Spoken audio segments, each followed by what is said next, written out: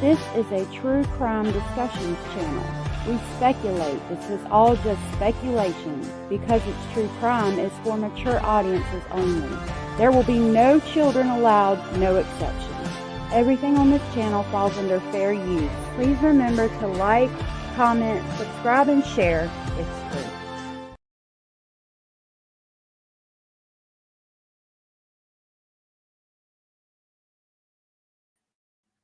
Hey y'all, it's so good to see you this Friday morning. It's Friday. So good to see you.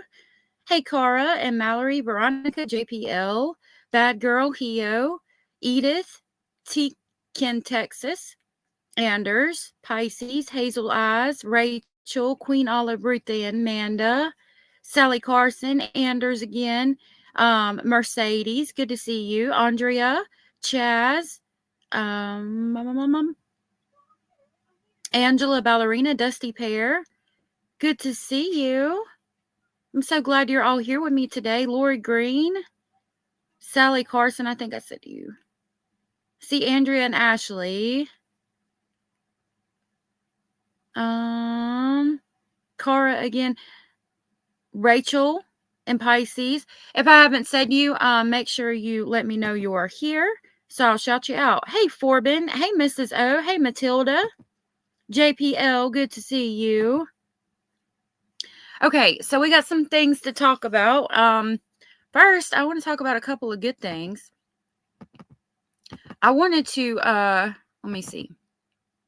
First, I want to say thank you guys. I was watching something last night, and this channel has 10,000 members. Okay, the channel I was watching has 10,000 members, right? And they were saying thank you to their audience because they had almost 1,000 memberships. And I was like, wow, that is super awesome. And I'm super happy for that channel. And I am. And I said, I wonder how many memberships I have. Well, I went and looked, and there is 924 members of our channel with less than 5,000 subscribers. And the person with 10,000 hit over 1,000 last night. And I'm super happy for them. And that's awesome. But I was so happy to see this, and I just wanted to take a second to tell y'all thank you for that. That is just so amazing. You guys really blew me away with that. Like I had no idea we had that many members. And I just wanted to say thank you for that. That's like the most amazing thing I've ever seen. We've got less than half the members and almost the same amount of subscribers. So again, thank you guys for that. That is all you guys. You guys are what makes this place special. You guys are what makes my channel great. You really are. And I want to say thank you for that. Hold on, we're going to go over that in just a minute. I've got 2 little funny things to talk about with you real quick. First of all, my friend Hio, our mod, found this for me. So what kind of potato birthstone are you? Since we're all talking about potatoes. Potato Jen. You can be, if you're Aquarius, you're mashed potatoes. Pisces is wedges. Aries is poutine. I don't even know what kind of potatoes that is. Taurus is baked. Virgo is raw. Leo is a hash brown. Cancer is waffle fries. Gemini is chips. Libra is fries. That's me. I'm a Libra. Scorpio is tater tots. Sagittarius is ganoush. I say that wrong. My daughter can say it the right way, but it's like those little potato pastas. And Capricorn is curly fries. I want some curly fries right now. I really could go for some poutine. I thought that was funny. So she also dropped something off in my studio for me for y'all to watch that we both thought you might like. She made it and showed it to me like literally right before I went live. So let me play this clip. I thought that was hilarious. Thank you for that, Hio. That was so sweet of you. KJ said she's raw, no frills. Aw. Well, that means you're like a raw type of person, straight up, no BS. Do y'all like that? Hio made that. I thought it was so funny. Okay. So let's reference what we saw yesterday. Somebody on Reddit went through and found all the lies that Jen Soto told. Now, this is this person on Reddit's hard work, not mine. So I was going to read through it with you guys and see what you thought, see if you remember some of these lies. Maybe we can pull it up. Let's do the body cam real quick because it's only a couple of minutes. Hold on just a minute. Let me get that ready and we'll pull that up. I did get the body cam of the sister just a few minutes ago through a FOIA request. Now, this video it's only a couple of minutes because they talk to her for about 2 minutes, or they talk to her for less than 2 minutes, actually. And then they go in her house. In Florida, you are not allowed to show the inside of somebody's house. Was it Impossible Spray who did it? I've got something else from her too. She helps me out a lot. But yeah, I trust Impossible Spray on Reddit. And we're going to look at that real quick. What she come up with. I don't know how, hey, LJ, I don't know how Reddit works. Like, I don't know if I'm supposed to, like, share the Reddit, but if I am, if y'all will let me know, I'll be glad to share the link with you guys, so that you guys can go check it out, but we are going to read through it. Rachel says, we should all do a contest and see who can find out their potatoes, the one that looks closest to Jen. Find out of all their potatoes, the one that looks closest to Jen. That's funny. That would be funny.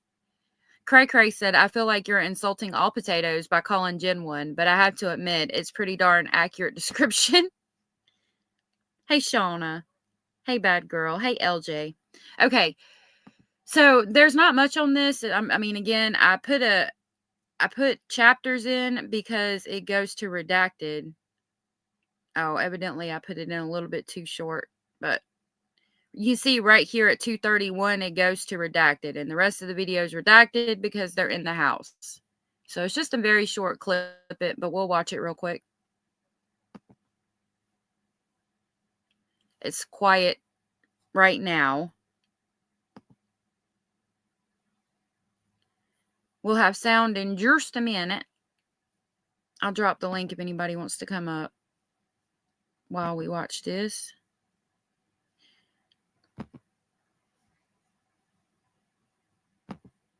I do want to let y'all know they are working. Hey, Michelle.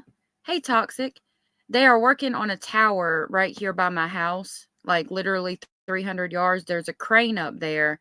So if I lose y'all, it's not because of me. I don't know why my internet's being so wonky today, but that's what I'm dealing with. So if y'all can work with me, hopefully we can get through it.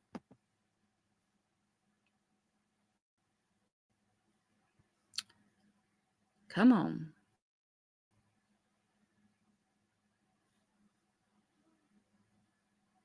Oh my goodness.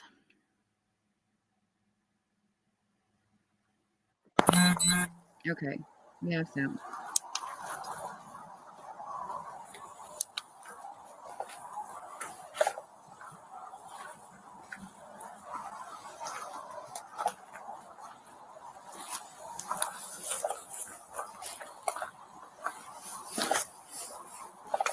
Okay, I will.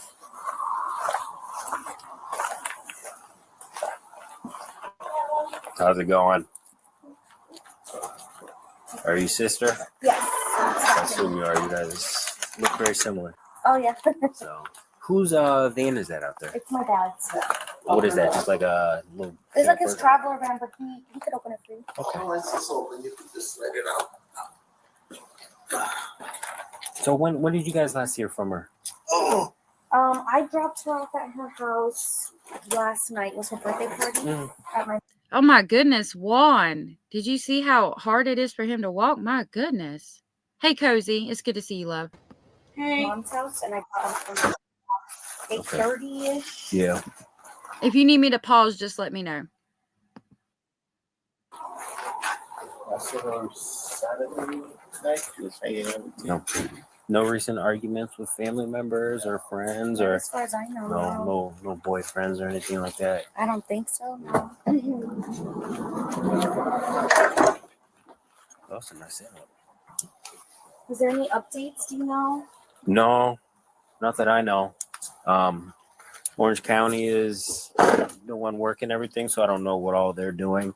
They just sent us out to their house to see if she maybe walked back, came back, or what's going on. So she said that you guys live close by, so I figured I'd come out here and check with you guys. Yeah. Check the house if you guys are okay with that. Yeah, that's Yeah. fine. So, if you guys want to show me a little tour. All right.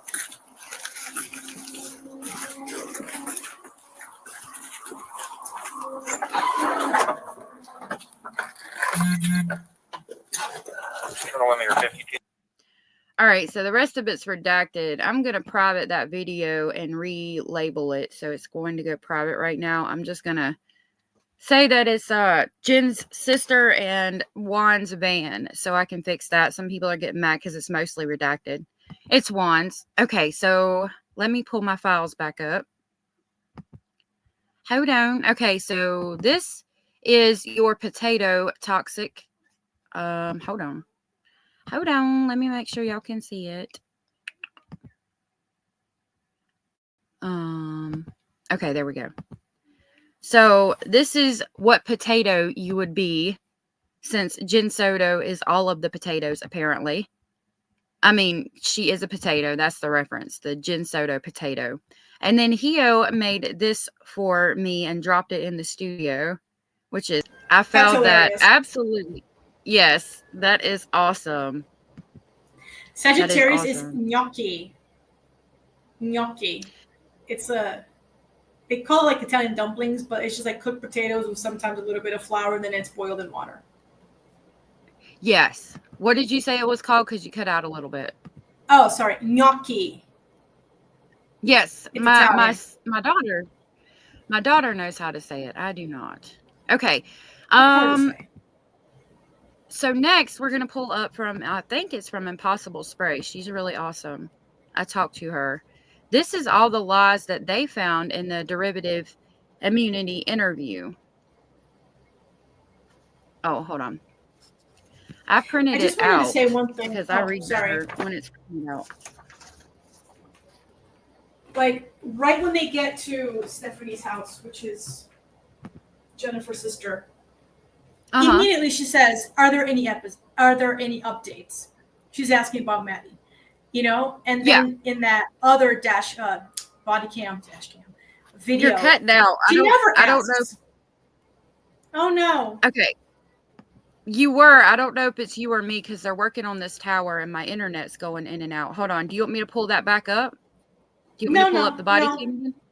No, okay. No. I was just going to say, when they get to Jen's house, she never asks the cops, did you find her? Are there any updates? Have you discovered anything? Never. She never asks for anything. You know, and then it's such a contrast when they get to her sister. The first thing she says is, do you have any updates?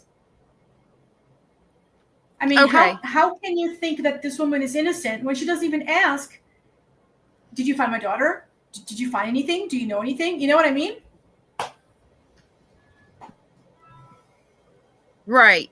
They say you're coming through fine. It's bad on my end, so I'm going to let you talk. I find it weird that Jen Soto didn't ask for any updates as well. I think that's really weird. And the sister does, because she legitimately doesn't know where Madeline's at. Yeah. And usually guilty parties like this, that someone in their loved one's spouse or children go missing and they're involved, they never ask because they don't want to know. They know where the person is, or they don't want to know. You know, you like all of these guilty cases. If you watch the family or relative or spouse or whatever, they never ask because they have no concern. They got rid of that person. So it's like it's so blatantly obvious. Who wouldn't be saying to the can't talk today. Who wouldn't be saying to the cops, like, oh my God, did you find her? Do you know anything?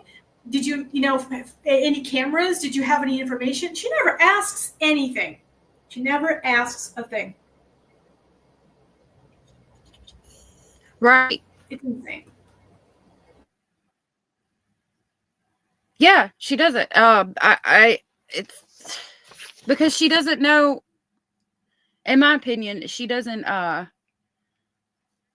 It's weird for me because it's cutting in and out. Okay. Let me try it this way. I apologize. It's weird for me, yeah, too, because Jennifer Soto, in my opinion, knows exactly where Maddie's at. She knows what's happened, and the sister does not. So, of course, she asks legitimate questions, right? I don't know what is going on today. I'm gonna like leave and then come back in. Maybe it's my headset or whatever. It's not you. No, it's not you. It's me. Something is it's them working on the tower out there. It's not you, it's me. So we're good. We'll be good. I think it's okay now. Hopefully. Okay. So this is what I pulled from Reddit. So I'm going to read it to you. It says the first probable lie is Jen likely lied when she stated she saw Maddie alive on Sunday night because Jen failed to name any gifts Maddie received or the amount of money Maddie received. She does not recall what either Stefan or Maddie were wearing. Her timelines don't match phone movements or text message history, and her story changes. She also, at least once, advised she last saw Maddie on Wednesday evening and gave law enforcement erroneous information as to what Maddie wore to school. What are your thoughts on that one?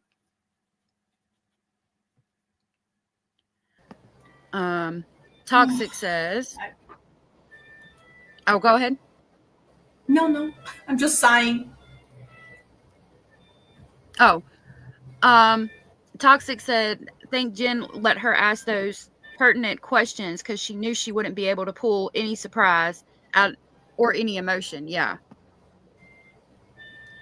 KJ says, I think they're too busy to make sure the lies are being believed. They don't have time for that to interfere with their agenda. Yeah. Okay.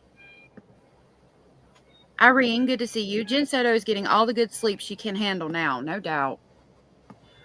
All right, continuing on. Number 2, probable lie is Jen likely lied when she claimed she went over Maddie's birthday presents with her on Sunday night, and also about counting her birthday money. Again, Jen failed to name any of the gifts Maddie received or the amount of money Maddie received, and does not recall what either Stefan or Maddie were wearing at the time. Also, other family members have indicated that Maddie did not take her birthday money to the condo. That one, I'm not real sure of, because some family, I think the issue was that some family members were saying she didn't take it with her, but they meant as in she didn't take it like to like if she left the house. Hey, against all logic. I don't. But My wouldn't that kids be the aren't same thing? Wouldn't that be the same thing? If they say like, well, she didn't take her money, she didn't run away. Well, if she didn't take the money, she didn't take the money, because I don't think that. I'm not like arguing with you, by the way. I'm just like, like this thing where, because I think we all kind of got confused in the wording of how, I think it was Stephanie that said it, like about her taking the money, about Maddie taking the money.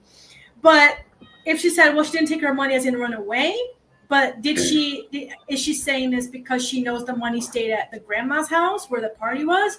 Or is she saying this because Jennifer told her, like, oh, she didn't even take her money, she didn't take her toothbrush, she didn't take her whatever, No,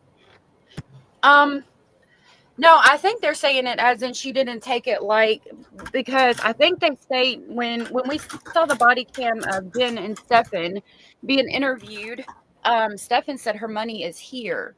And the sister in the interview with Juan stating she didn't take her money with her, I believe is a statement like she didn't take her money with her when she left, like as in catching a bus or something like that. Or trying to get a train or, run away to Texas or something like that. So I'm not sure about that one. I think that we've pretty much narrowed it down to we're like 95% positive she took it and it was at Jen's house. Okay. That's where I'm at with that. But if you guys feel different, I respect it. Do you feel different? You feel like she left it at grandma's? I'm not sure. Okay. I'm not 100% sure now, because I thought like, oh, maybe so many of us misunderstood that statement. And now I just because we saw this new body cam video that they're like, Jen and Stinky are like, oh, they didn't take in the toothbrush or the money or whatever. And so now I don't know anymore. I don't know what to think of that. Yeah, of course. You guys will have to let me know in the comments if that's where you're at. Number 3, it says effective admission to lying before. Jennifer now claims she's not sure when Stephen arrived at condo after having previously claimed he arrived on either Saturday or Sunday morning and then stating he arrived on Sunday evening shortly after Maddie was dropped, thus essentially admitting she lied before. And she did. Yeah, how She can said, you not know what day he got there? right. In one of the very first interviews, she absolutely did say that she couldn't remember if he arrived Sunday night or Saturday night or Sunday morning. And he arrived Sunday evening, Sunday night. So yeah, that was weird. Definitely. You know, like if somebody arrives at your house, like you have a guest or something, and maybe you don't know exactly the it was at 2:33 when he got here. Like, but you know if it was on Friday, What day? Saturday, or Sunday, or the morning. You know what I mean? You know the basics. Yeah, you would know what day. This is an amazing list right there. I'm excited for this. Yeah, it is a very well written, drawn out list. Hold on, give me just a minute.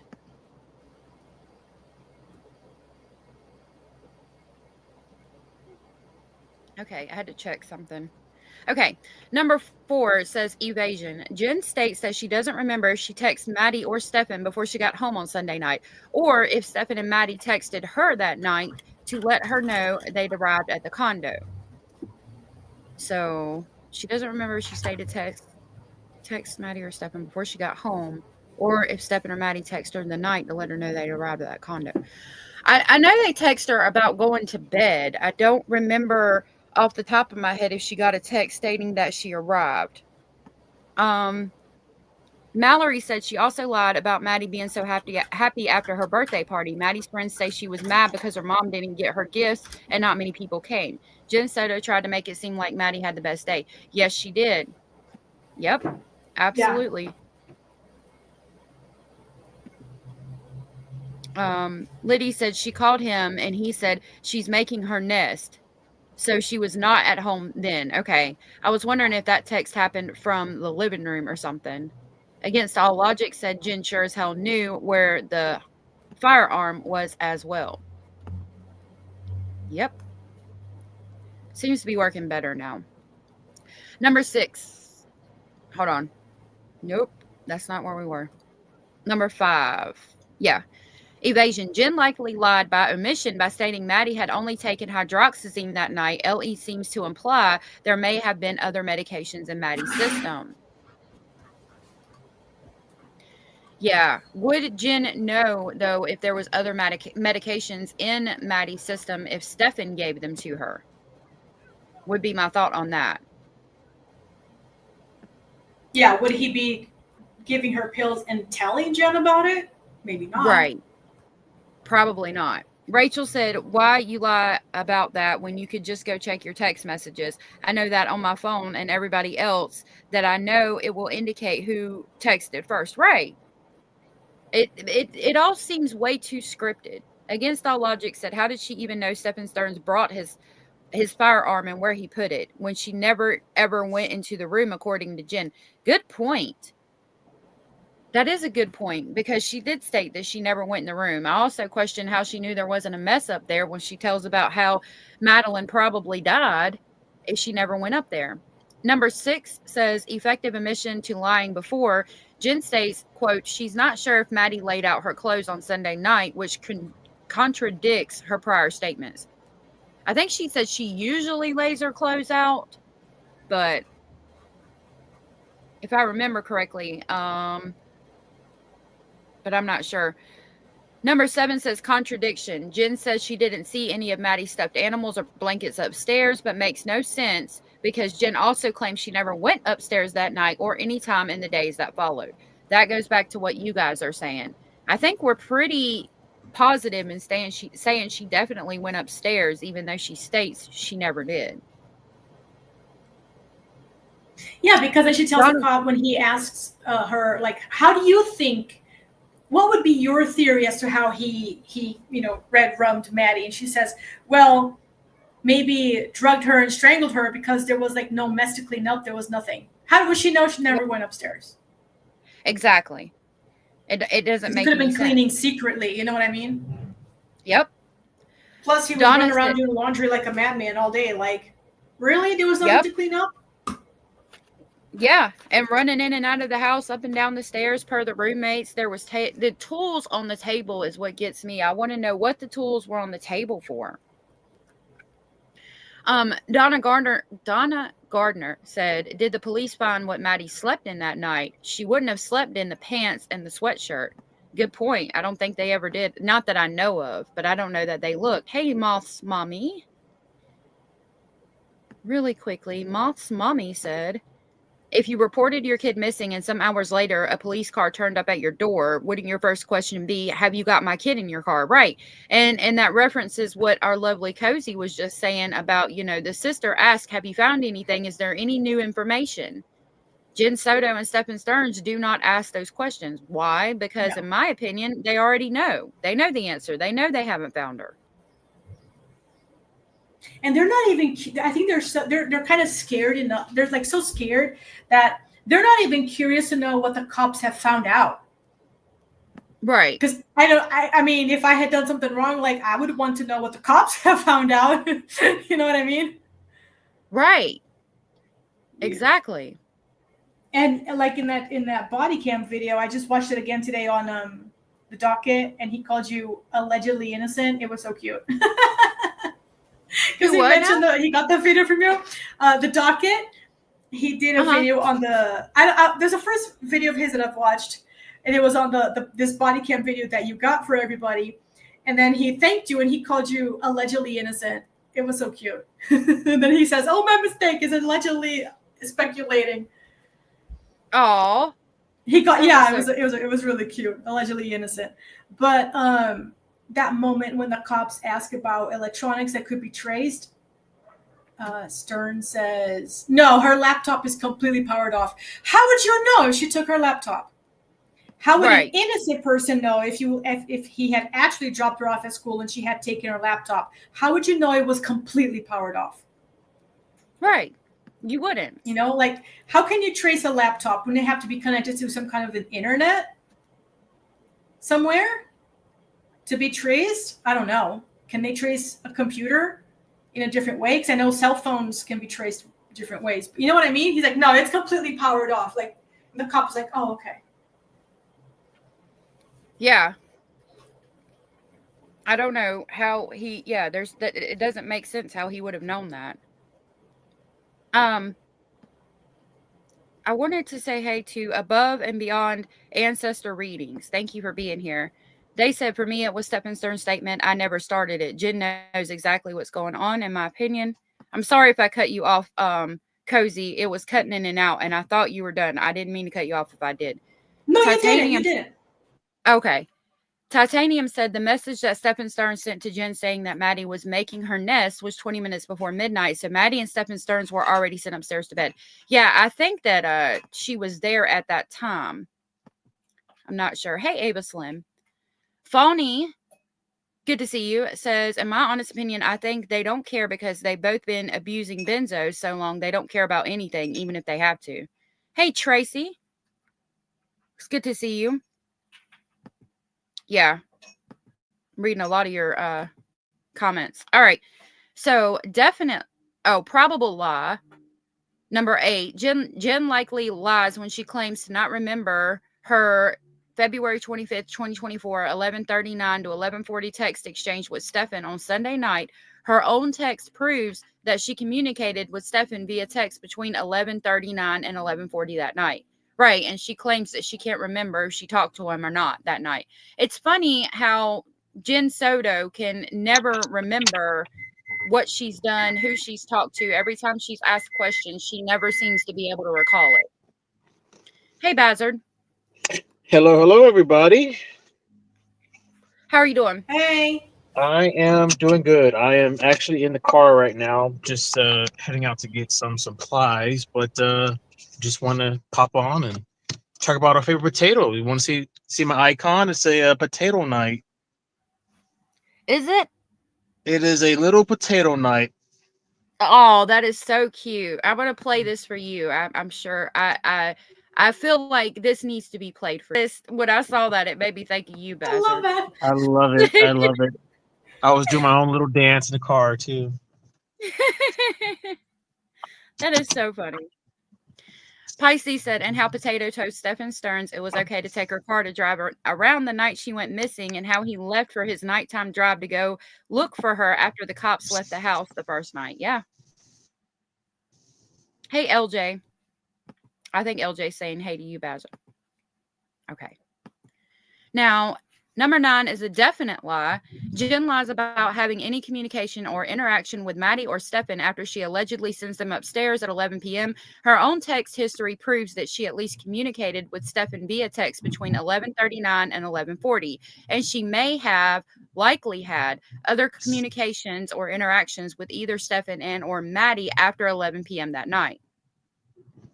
That is a definite lie. Mm-hmm. And it can be proven through her text messages. Number 10 says probable lie. Jen likely lies about not knowing anything about Game Pigeon. Jen admitted Maddie can't download apps without Jen's permission, and further stated that no one else ever used her phone with the exception of Stefan using it the evening of February 27th, yet then inexplicably denies knowing anything about Game Pigeon being downloaded on Sunday night or Monday morning. That is I didn't even accurate. know about that one. Yeah. What's this? Yeah, Game Pigeon? What's that? it's a game that they were asking her about in the immunity interview we asked her about, or we were listening to yesterday. The police asked her about Maddie downloading the Game Pigeon. And Madeline has to have permission. They've got it set up where Jen has to basically verify that she can download these games. So Jen would have had to verify her being able to download that game. And she says she doesn't remember verifying it or not. She doesn't remember anything, which again amazes the crap out of me. So they were trying to figure out like the time frame of when Maddie was alive, and it was like, well, she downloaded what this game was downloaded. This okay, I get it now. Yeah, and Jen said that she didn't remember giving her permission to download it or knowing anything about it. She denied knowing anything about Game Pigeon being downloaded on Sunday night or Monday morning. Okay, I yeah, need to find out. Yeah. Yeah, I want to find out when that Game Pigeon thing happened.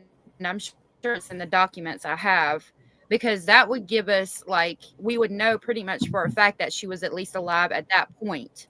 Because again, for me, the DNA paperwork saying the 25th is probable is an issue for me, because it states that she passed away. That was her date of death, was the 25th. Mm-hmm. And so that would be an idea of, like, okay, we can say she was definitely alive at whatever. It says Sunday night, Monday morning. So I guess early Monday, like 11:30 or maybe even 11:59. And that would help explain the DNA paperwork. Okay. Irene, yes. Hold on, I'm trying to. Okay. The bedding found with fluids from abuse was found in Jen Soto and Madeline Soto's room. I actually have a clip from that I'm going to play today. Hopefully the person won't get mad. I have to send it to me in just a second. Send it to myself and we'll look at that. Probable lie. Jen likely lies about not seeing or hearing anything that night. I say this because even Jen admitted to hearing Stefan allegedly come downstairs, quote, to pee, unquote, which he would have had to do in her restroom. I also suspect that Jen heard noises that night because the roommate heard noises, and because it's a small condo with hard floors. Isn't it interesting that Jen Soto sleeps so hard that she can't be woken up when somebody's breaking into her car in front of the condo, but she heard Stefan come down to pee. She heard him getting the leash on the dog that morning. Like, she seems to be able to hear what she wants to hear. Right. Yeah. I always thought that was just a really bad lie coming from her. When I heard about that, it just seems impossible. You get knocked out with medication. Oh, I heard him with the dog, and then I guess he went pee-pee or something. I don't know. Yeah. Freaking ridiculous. Mm-hmm. Okay. Probable lie. Jen likely lied about not remembering if this was the first time Stefan ever woke her up trying to walk the dog. Jen gave conflicting information about this, stating both that February 26th was the first time, that February 26th wasn't the first time, and that she doesn't know or doesn't remember if it was the first time. Further, the roommate indicated that the dog usually slept in the living room, and the neighbors did not mention ever seeing Stefan walk the dog, as well as the apparent consensus that Stefan normally stays up all night and does not wake before 10 a.m. Wow. Yeah. Stefan ain't never walked that dog before, and I question whether he even walked the dog that morning. Nope. It's just... No. Another lie. Yep. I really appreciate the Reddit member who made this. I do believe it was Impossible Spray. I talked to Impossible Spray. They said it was, so they probably saw that person. I appreciate that. And this Impossible Spray. Again, y'all let me know, like, if I need to share this, I can, or I can post a link in the description box if you guys want to read over it. I'll grab the link and work on that when I get a chance. Number 13 is a definite lie. Jen lies about going straight to and coming straight from LabCorp. Jen's cell phone data and license plate readers prove that Jen did not drive straight home from LabCorp. So I do have the maps. I was going to print it out, but it's over 150 pages of the maps. And I'm going to do my best to pull them up for you guys today if my computer wants to work with me. And you guys can help me understand what we're looking at with that. We'll go through it and you guys can tell me what you see. Because the only thing we seen was the Stern ones, right? Yeah, so I was looking at them last night trying to figure out more about it, and it does show Chris Stearns is the name that's unredacted. However, there is a blue and a like pink that is redacted, and so I'm thinking one of them is Stefan and one of them is Jen. Okay. Because they're just redacted. So we're going to play around with that as long as my computer doesn't want to continue to pitch a fit. I don't think it's my computer. I think it's my internet. Like I said, they have a crane. There's a tower like 400 feet from where I'm at, a Verizon tower, and they got a crane over there. So I think that's what it is. Veronica said, I don't understand why she needed extra sleeping sounds with the pill that she took that knocked her out. Literally, no one could wake her up. Right, but when it stops playing, she wakes up and turns it on. Jen isn't this. I don't know anything. She was the mastermind jealous of Maddie. I agree. Thank you. Hio dropped Impossible Sprays Reddit. It might be the link to this one as well. Thank you for that. So there is that. I will try to pin it. I'm going to keep it highlighted. If I can come in and pin that real quick, I will. It's hard to do it while I'm reading. Like if a video is playing, it's a lot easier. Okay, definite lie. Jen definitely lied about Stefan being home and sitting in her room when she gets back from LabCorp around 11:30. Their own cell phone data, license plate readers, and Jen's own admissions and timeline prove that Stefan wasn't home when Jen returned from LabCorp. You guys have pointed that out to me. I need to find that. What were you saying, sweetheart? Yeah, I was just going to say that is a really good lie. I can't remember which one of the interviews she admitted that, he was there at the house when she arrived back. And that was what you were saying. And yeah, that's a big ass lie. Yeah. Yep. Just trying to pin that comment. Above and Beyond Ancestor Reading said a lot of creators have been having problems with buffering and high memory usage. Is that what is happening to you? Well, I don't think so. I don't think it's my memory usage because my computer, I have to keep everything off of this computer. It's just like a really cheap one, so I don't have a lot of memory going on. It could be though. It could be the internet or StreamYard. 7:15 p.m. I'm waiting for my Amazon delivery. Oh goodness. What were you going to say, love? It could be the StreamYard. I've seen it on other people's panels. It could be anything, but sometimes it's definitely StreamYard. Yeah. It could be. I don't know. It's irritating me. I hear you on that. Thank you guys. Thank you guys for working with me too. Number 15, probable lie. Jen likely lies about seeing and or looking at notifications on Maddie's phone. We know Maddie's friend had called and texted Maddie that morning. Those notifications would have been on the phone. Yep, that's absolutely right. And the Orange County Sheriff's Office lady asked her to please stop messing with Madeline's phone because she was accessing apps and going into her Google Drive for some reason. Jen, why are you accessing Madeline's Google Drive when she's missing? Ma'am, can you please explain that to me? And the officer was wanting some explanations for that too, and had to tell her to please stop accessing Madeline's Google Drive because they think it's Madeline accessing the Google Drives from somewhere else, because at this point in time they weren't aware that she was deceased. And the photos that were in the group chat with Bestie all of a sudden disappeared. After Maddie went missing, I think it was right after Stephanie got arrested, those pictures just magically disappeared off of the group chat. I remember that. Okay. Yep. Absolutely right. But then this brings up what you say with the whole partial immunity crap. Like, it's stuff like that that just seems so bizarre. But like I keep saying, once it goes, at least with the CSAM trial, I hate, like I said, F Stinky, but I have a feeling his lawyers are going to do their job and hit on her ass about stuff like that if it gets brought up. I hope he does. I've got one document we're going to look at in reference to that. It is a not notice of taking depositions. That's for something else. There's another document that I have we're going to talk about. I think it was filed yesterday. Oh, It's an amended witness list, but we don't get any of the witnesses. Lovely Cara sent that to me.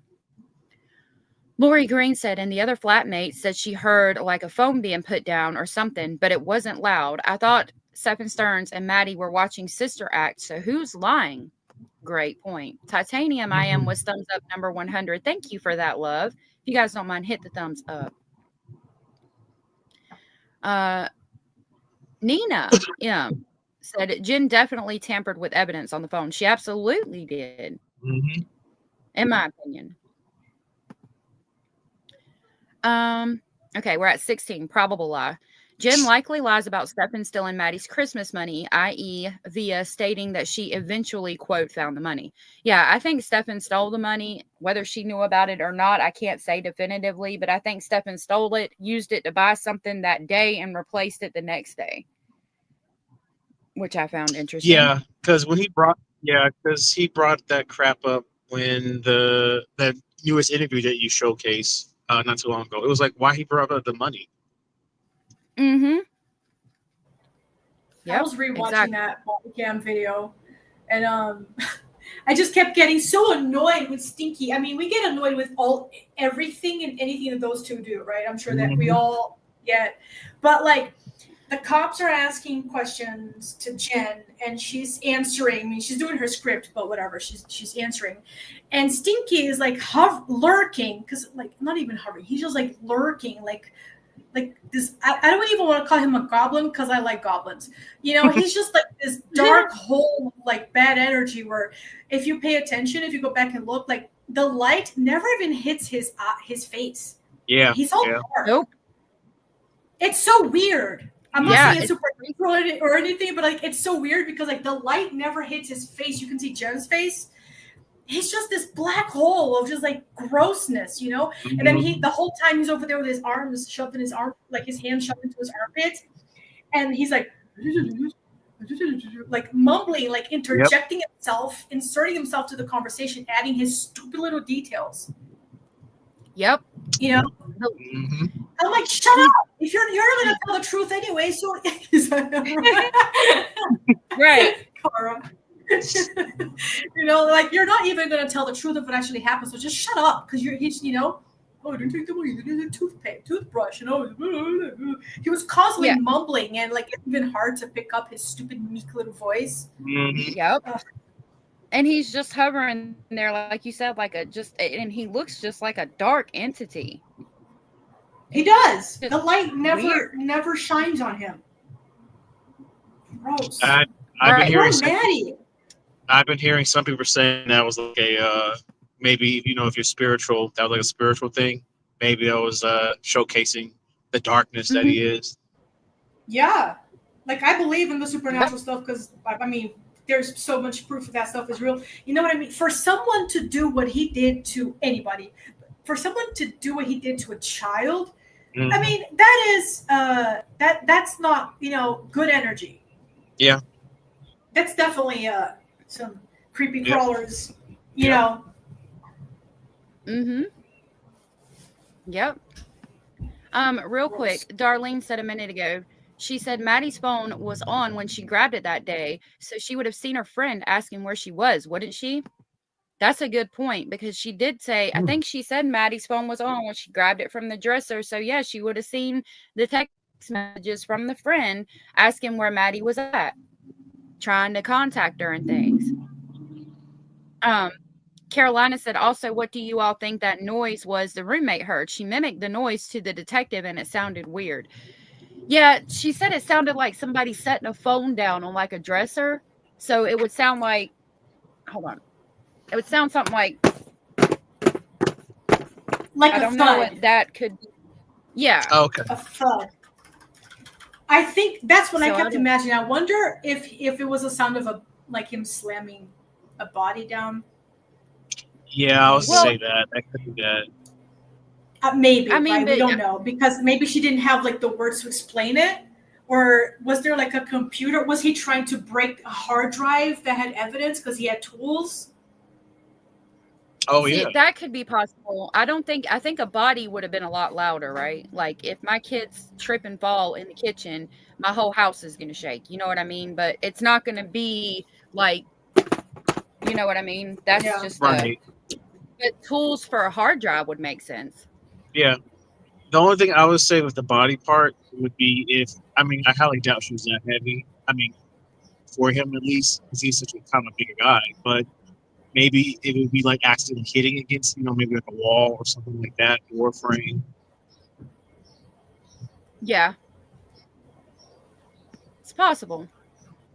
We're gonna crack this case. We're gonna crack this case. We will. One way or another. Number 17 says probable lie. Jen likely lies about how much time Maddie spent at Jen's mom's house. Ellie makes statements indicating that Jen's mom's house was Maddie's, quote, second home, unquote, and implies that she spent a significant amount of time there.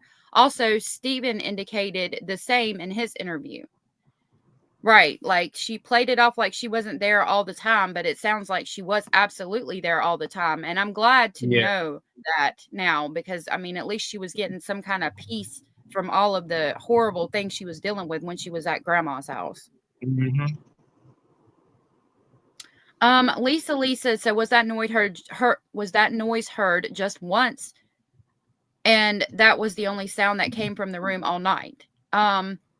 I don't know. I think it was heard a few times. I know it was more than once, but I don't know that it was all night. Number 18 says something is redacted at line number 27. Oh, so you guys know this, they do provide a transcript of the immunity interview right here. So if you guys want to check that out, that's the transcript of the immunity interview. I don't know what is redacted at line number 627. I think she said, yeah, line number 627. Number 19, definite lie. Jen lied about not texting Madeline or Stefan about Stefan possibly giving Madeline Jen's THC capsules. Ellie states there are text messages on Jen's phone, which she asked Stefan or Maddie about this. Yeah, that's where they talk about calling poison control. And that there's text messages back and forth between Stefan and Jen about him giving Madeline the THC pills. That is 100% a lie. That was in the immunity interview. Flora W, good to see you, said maybe it was the sounds of locks being locked on the door. I think that's a possibility. Cajun Juju, good to see you, said Jen's mom was Madeline's safe place. I'm glad she had one. Okay. 20 says effective admission to lying before. Jen admits to previously lying about her sister staying in room number 4. I wasn't even aware that she ever said her sister stayed in room number 4, but that makes sense because I remember hearing something about that. Did you guys know about that? No, this is brand new for me at least. I don't remember hearing that. So this is when the sister used, I guess, would sometimes stay over before that other roommate.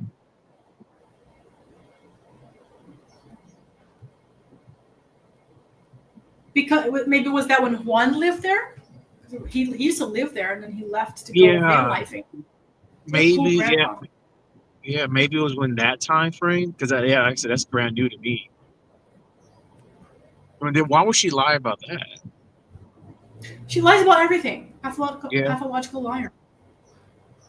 it's like a bizarre thing to lie. Oh, my sister would live here too sometimes. Well, that could mean that. Well, I've always had suspicion that some I'm of her sorry if relatives. something just Yeah, you. I guess you were out. okay. You I just apologize. abandoned Go us. ahead.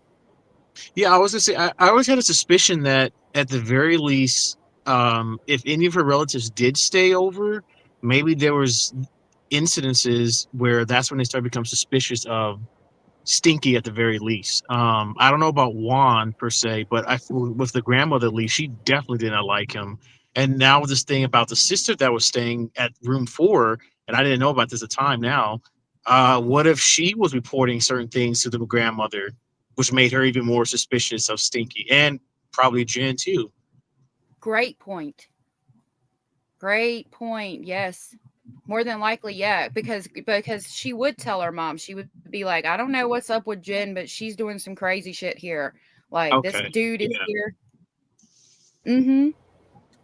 Well, because Absolutely. I was just, oh, I'm sorry, one more thing. The family never really explained the issues why, at least Alonda, she never really, in that one interview she never really explained, like, what was the issue she had with him, from what I got. Right. They never really explained that. She just didn't like Um him. I think she had a gut feeling. He Hmm. didn't yes, work. yep. He's a That's what bum. she said. He didn't work, he didn't provide, and she just didn't like him. She had a bad feeling about him. Yep. Hmm. Wow. Um Moms know. and Moms know. yep. And if she said the sister was staying in room number 4, again, I would think that she said it in the beginning to protect Stefan, because she would have wanted it to seem like he wasn't even there. And why are you trying to make it seem like Stefan wasn't even there that night in the very beginning? If I'm just speculating, is it because Right. you know what happened and you're just trying to keep him as far from the situation as you can at that point in time until there's no longer any covering it up? You know what I mean? Mm-hmm. That could explain why she said she can't remember what day he got there too.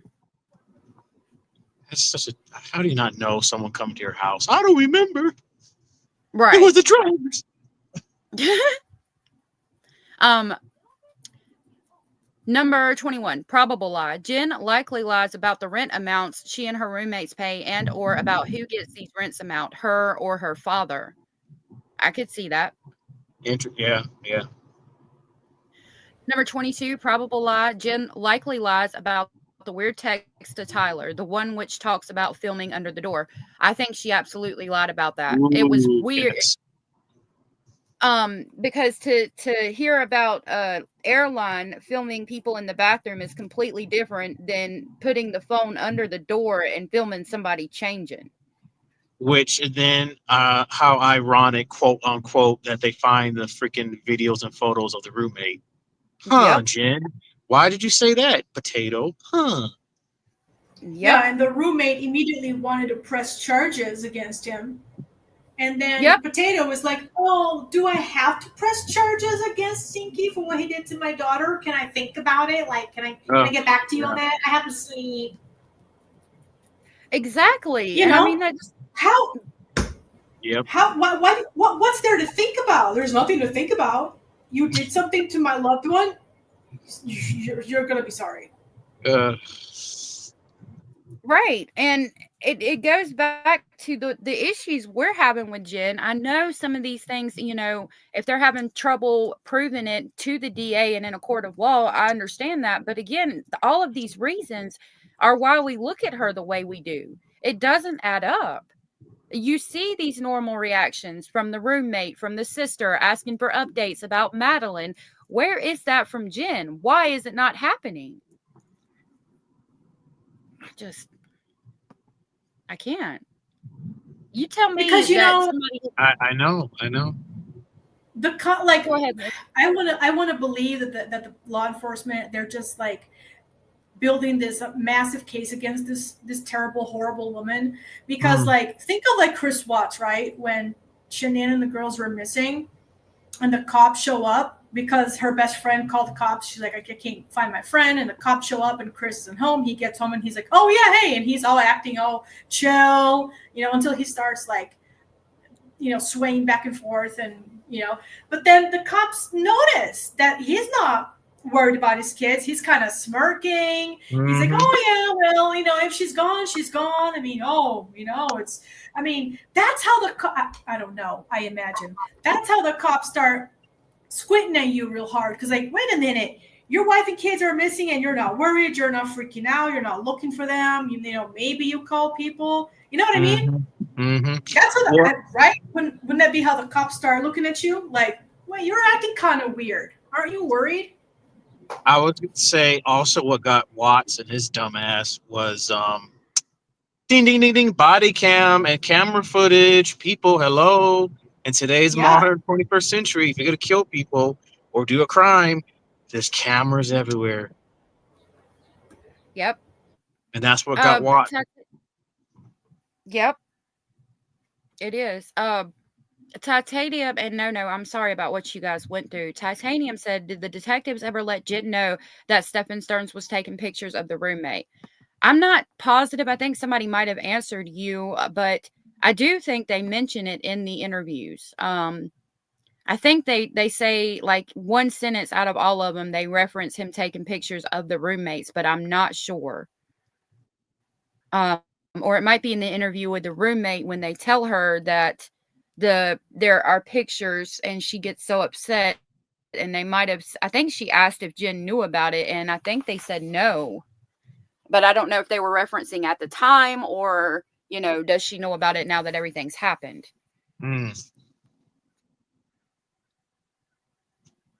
Okay. And then real quick, Carolina said, why was she the only one paying less rent than everyone else? The roommates paid $850. She paid $400 and denied Maddie her own room. She's a horrible mother, in your opinion. Yes. No, you're right.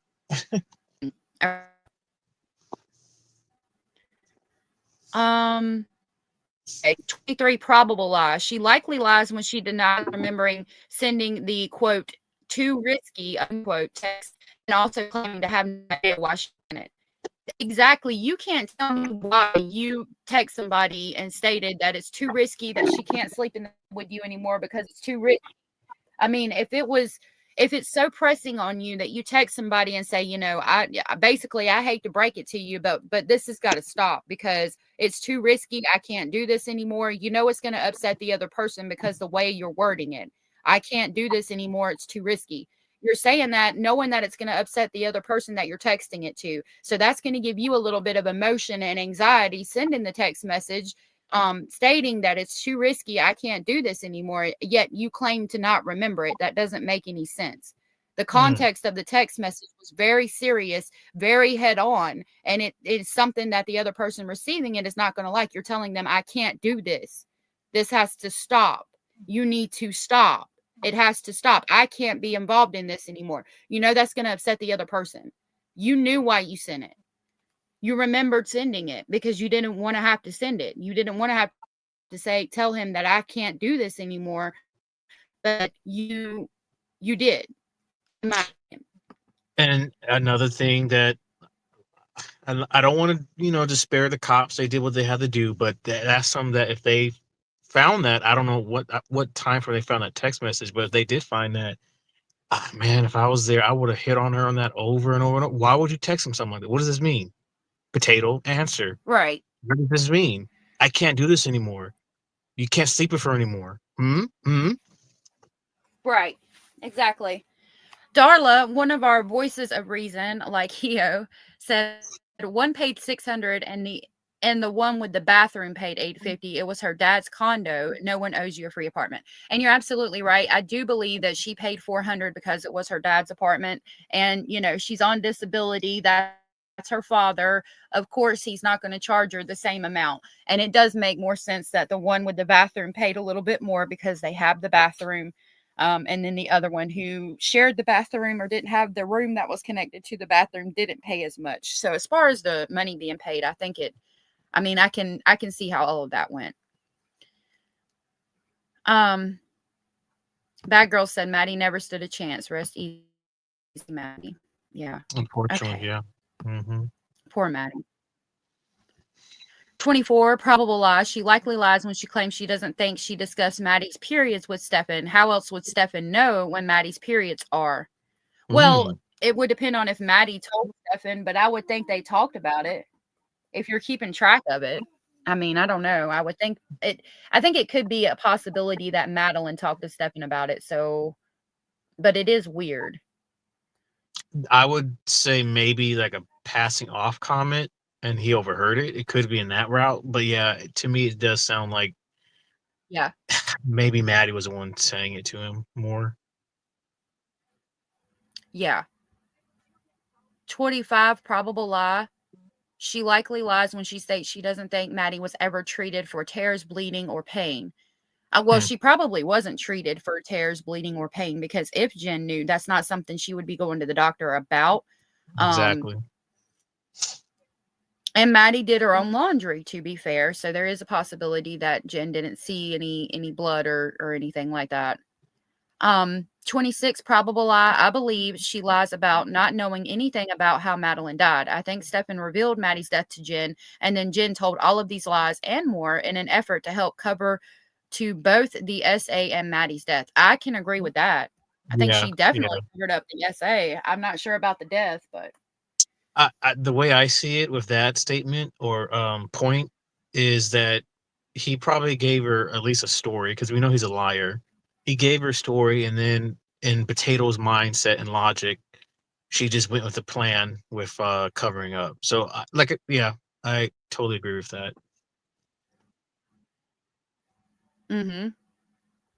No says why the Miralax. Well, I said the same thing. I have my reasons why I think that she took the Miralax, but I'm not going to go into detail about that. Yeah, I did find it awkward until in the immunity interview, the lawyer says, my daughter takes Miralax. And, things happen in all households. No concern for your standing in the community, but I would venture to say in a lawyer's household, it probably is a medical reason that the child is on Miralax. Evidently, it could be something that's not as uncommon as we think. So the doctor probably. I bet. Well, if I was there, I would have been. Yeah, if I was there, I would have been like, "Well, sir, your client's daughter was being molested by a child predator. So, just think for that moment. Just think, Yeah, medications can make you constipated. Yeah. I mean, and kids maybe I remember when I was a kid. I mean TMI, but I mean I'm not gonna be gross or anything. But sometimes if the kids are playing, they don't want to stop to go to the bathroom, then you just keep holding it, then you end up getting constipated. I'm not saying, there are several reasons that could be a reason, or maybe she just had an issue. She was just naturally constipated, didn't eat enough fibers, or maybe it's because of that horrible situation that we don't even want to. Well, yeah, right. Because then so I'm trying to remember who exactly gave her. That's the DA? That was the one that did an interview with the immunity again? Yes. And her lawyer.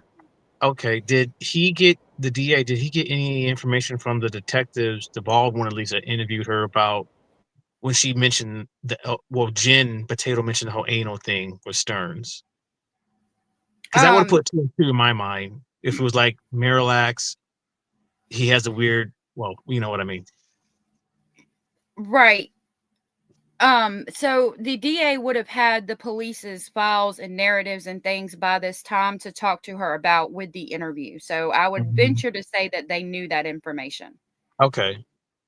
I was just wondering maybe he never, just why he never really pressed. Well, it's whatever, I guess at this point. Yeah.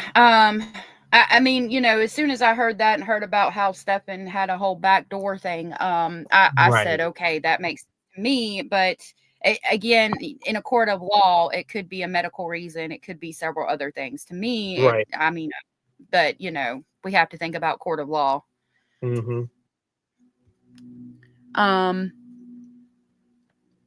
Hold on a minute. Hey, LZB. MM Clark said Madeline didn't have ADHD or anything else. She had years and years of trauma. I agree with that statement. Unfortunately, medically, they state she did have ADHD, but I think it was due to the trauma. According to Jen, she The had ADHD. least risky. No, You know. it's been stated through her counselor, and I do believe there's some medical paperwork that we have that states that she did have ADHD and anxiety from a doctor's office or something. Yeah, because like she would have to get tested for ADHD. So yeah, I'm just wondering, is it because Jen kept saying, oh, she has this and she has this and she has this and she's abnormal and she's got this problem? Or is it because they actually tested her? You know what I mean? I don't believe a word that Potato says. Yeah, I got you. Yeah, I don't know if we'll ever know if she was actually tested, but I think that we pretty much I think they pretty much believe that through the doctors or whatever that she did have ADHD. Now, whether that had more to do with what Jen said than what Maddie actually did, I'll never know. I can see the anxiety definitely being caused by my favorite word for stinky. Yeah. Mm-hmm. The dumbass that got caught in 2 days. Anyway. Yeah. Absolutely. And the friend references, they watch Dexter and things, and so the friend was like, not trying to sound any type of way, but like, what are you doing, dude? Like you know better than to do the way you did it. So what the fuck? Number 7 is probable lies. She likely lies about Stefan's mid-February visit where he, quote, babysat Maddie and Jen while Jen went on a lunch date. Law enforcement apparently has text messages which Jen asked Stefan to babysit at that time. Yep. Yeah. Do y'all remember that? Trying to remember that, but it just sounds terrible. Yeah. Sounds horrible already. Yeah. But Go ahead, love. No, I'm not. No, I'm just like, she's so horrible. I don't even know what to say anymore. I feel like, I trust him with my life. I don't trust any man. I trust him with my life. He's my best friend. Oh, but I never let her go on a sleepover. Oh, but I hovered over her. I'm hyper protective. I'm so suspicious of everything. It's like, come on, lady. We can see right through you. And on that note, I gotta hop off, but I'm gonna be lurking in the chat. So thank you. I'll be. See you, Cozy. In the chat. Bye. All right. Bye. Thank you for coming up, love. No. Thank you for listening. Nessa says, cringe. No, it wasn't recent misdiagnosis. Misdiagnosis. I have CPTSD, and it's very similar to ADHD. Oh, wow. I'm sorry you're dealing with that.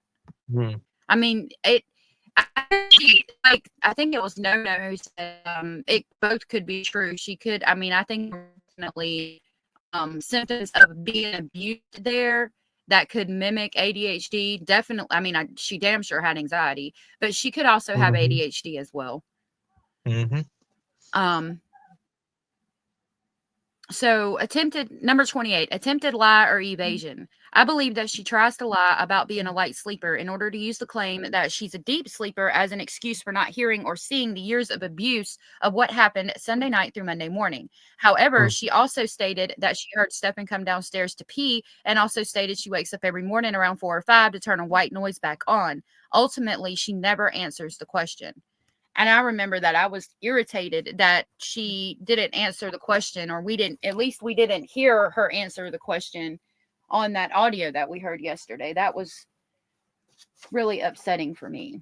Yeah. Well, that's why I say there's, in hindsight, that there should be moments they should have pressed on her a lot more, because I keep saying this. I think she would have at least, very least with the Stern thing, try to get him a lawyer, which we already know she was trying to.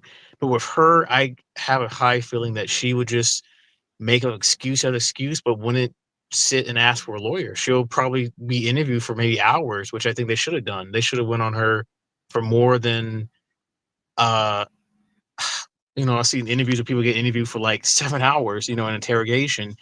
And I think they probably should have went that route with her. I highly doubt she would have asked for a lawyer, and they just could have pressed on her until she slipped up in one way, which she did, but I think she would have slipped up majorly if they had her interviewed for a lot longer. Yeah. Yep, absolutely. Number 29 is an attempted lie. She starts to try to lie or mislead law enforcement regarding the sleeping arrangements, but they call her out before she can. I remember that when they're asking about how long she had been sleeping upstairs with Stefan, and they say, remember, we have your text messages, and that's the one that they don't ever answer. Mm. And then number 30, attempted lie. She initially tries to lie about sending Madeline to sleep elsewhere when Jen, quote, needs good sleep, unquote. And Stefan isn't there, but is forced to admit she's never done so. I remember that. Mm-hmm. And they said, who knows what else? This person, real quick, said, so I looked into it, and derivative immunity can only be revoked if they can prove perjury. So fingers crossed that they're going to build a case against her for that.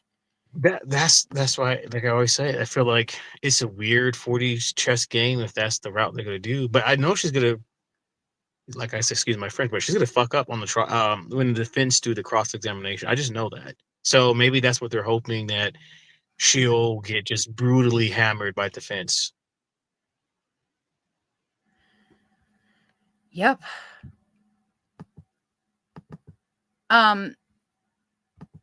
So this document I wanted to show you is also from Impossible Spray. Again, on the Reddit.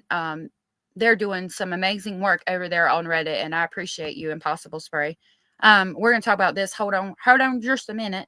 Oh, Granny Annie is traveling again. It's good to see you, love. Said, sorry, the babysitting mid-February filmed and forensic accountant could show where she spent it. In my opinion, they need those records at Botox, Filler 22, car funds, etc. And then No said, it's just so sad. Maddie had a premonition, but still trusted this monster and lost her life. My heart truly breaks for her. I feel like I wish I knew more about her and less about her abuse. That's a problem, in these cases. We know about what happened, like, because it is a case and we're learning about this child through what they went through.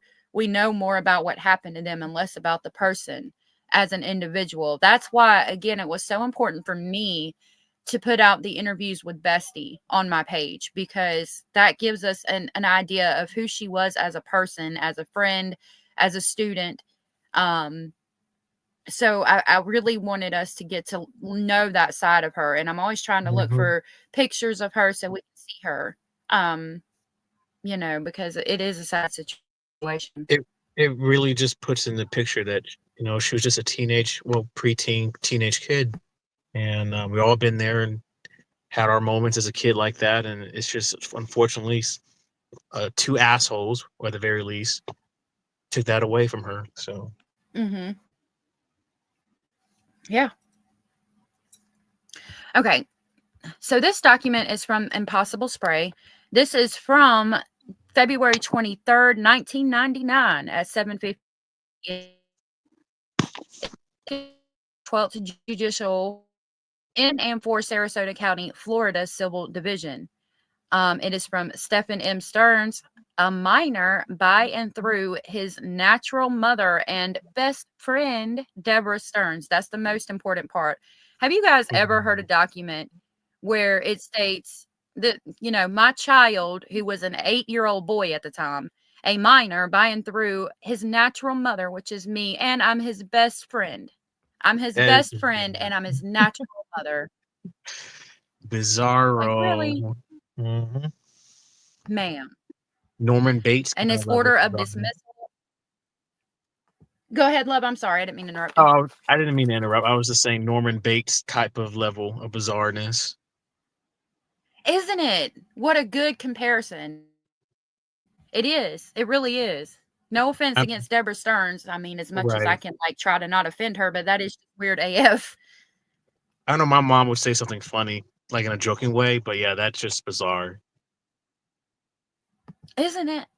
Like, I've never ever seen on a court document natural mother and best friend Deborah Stearns. Mm-hmm. Okay.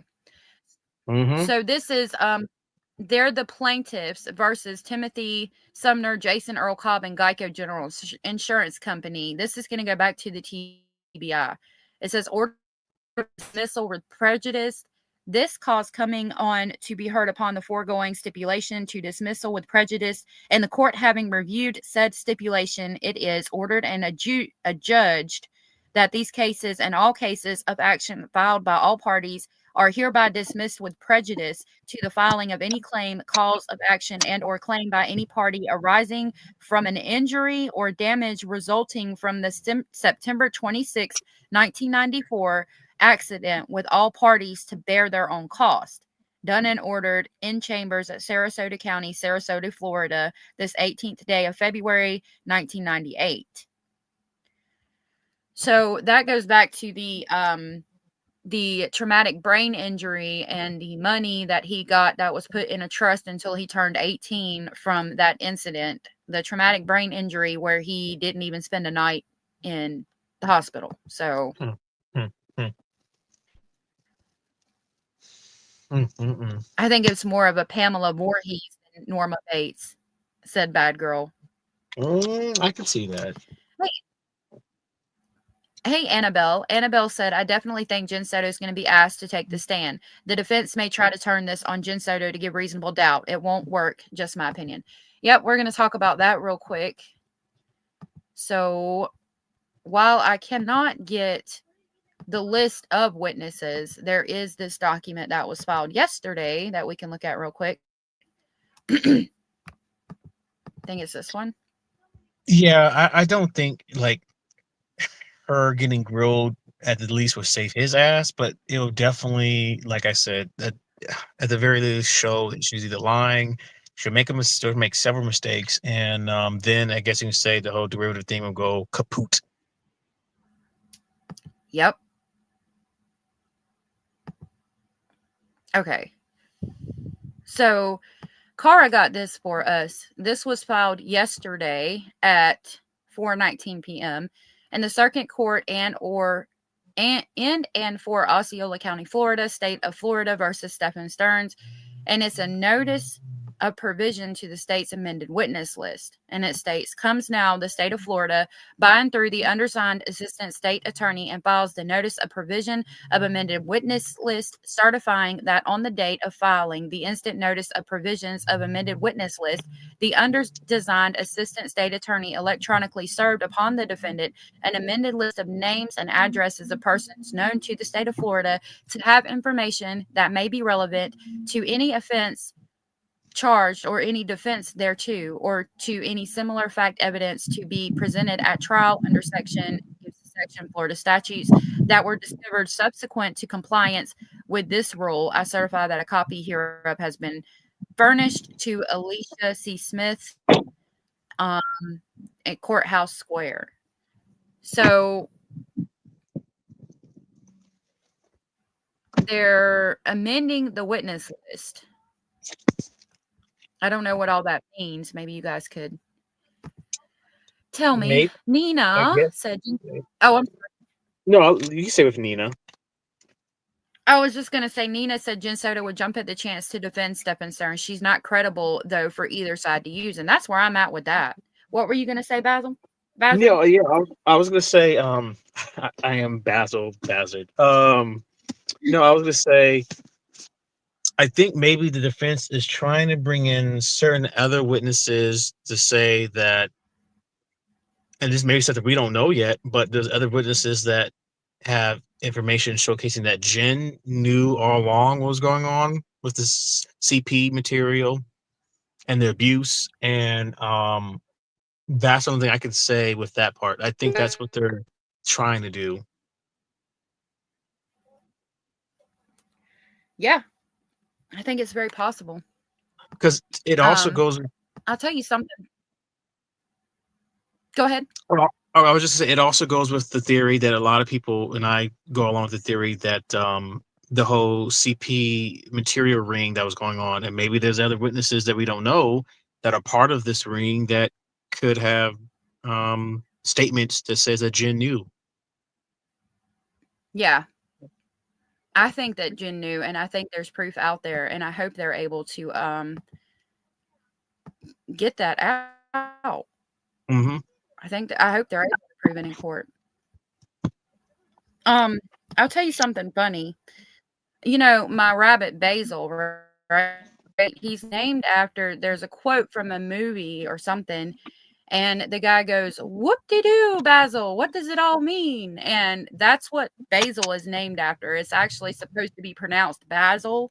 And I thought Mm-hmm. it was funny because I called you that, and you were saying that you answered to that. So, I can go with that. Yeah, every time I hear that name, it reminds me of This is anyone in chat probably knows this movie. It's an older Disney movie. The Sherlock Holmes mouse movie. I think I can't remember the Great Mouse yes, Detective. Yes, there we go. There we go. Yep, that's yep. what it reminds me of. Yeah, and I think that's where I got that from. I remembered hearing it in a movie. Somebody when he was a baby suggested it to me, and that's where that came from. That's actually where his name came from. Aw. Yeah.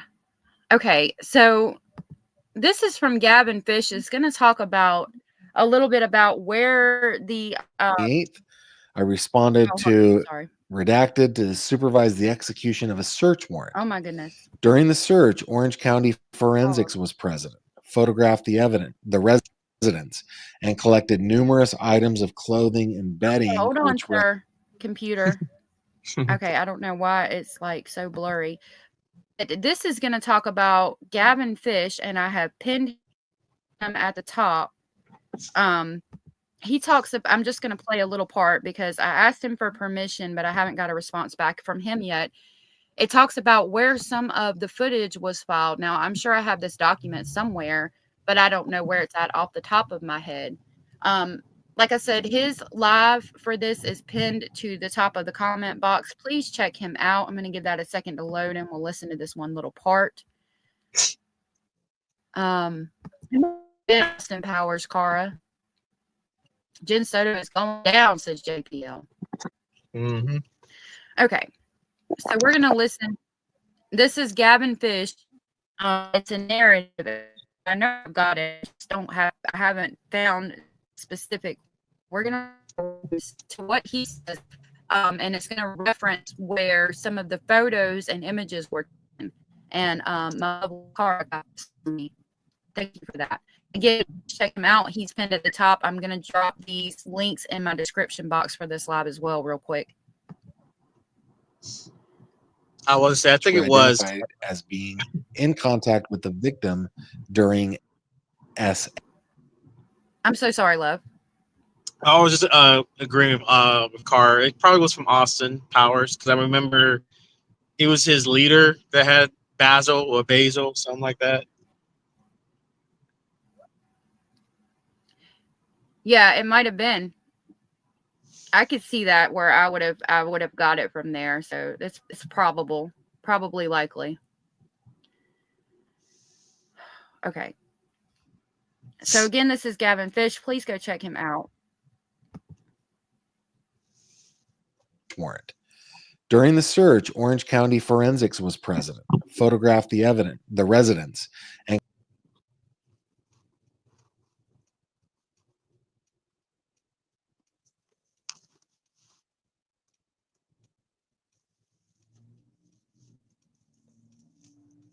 Uh-oh. What happened? Well, looks like I'm going to be co-hosting the show right now.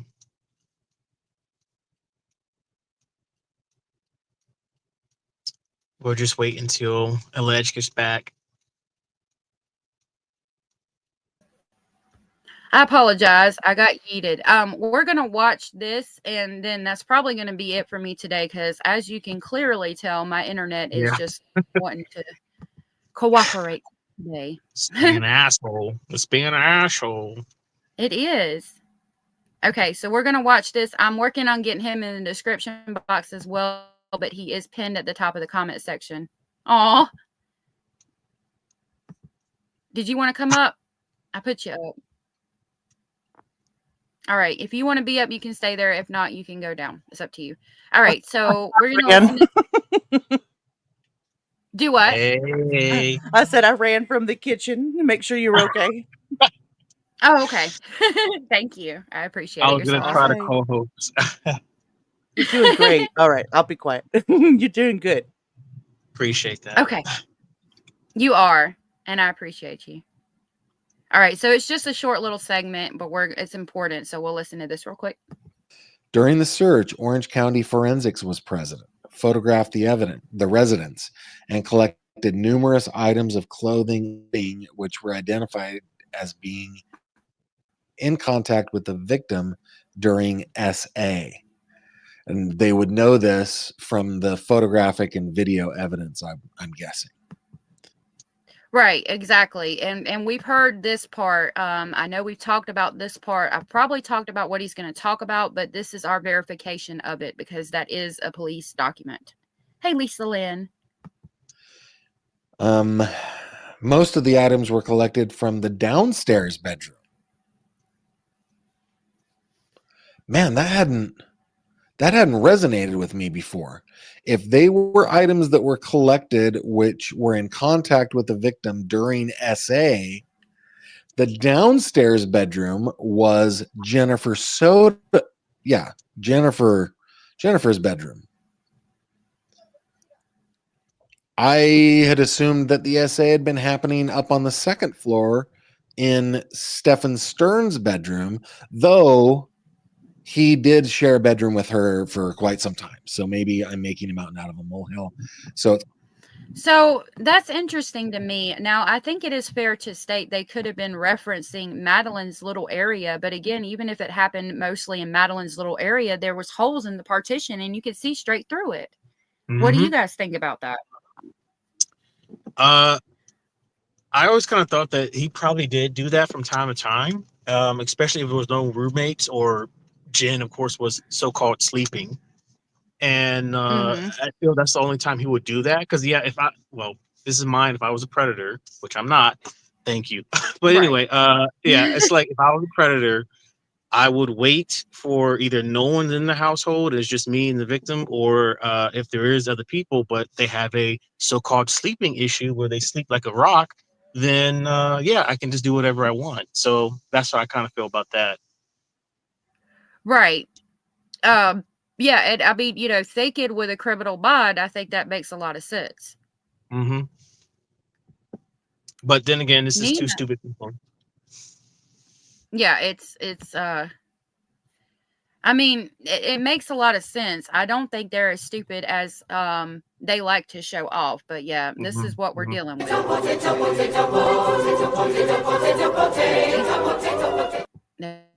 Yeah, so that's what we're dealing with. So, we could only give them so much credit, right? Mm-hmm. Always LB said her shoe was found in Jen's room as well. Right. Yep.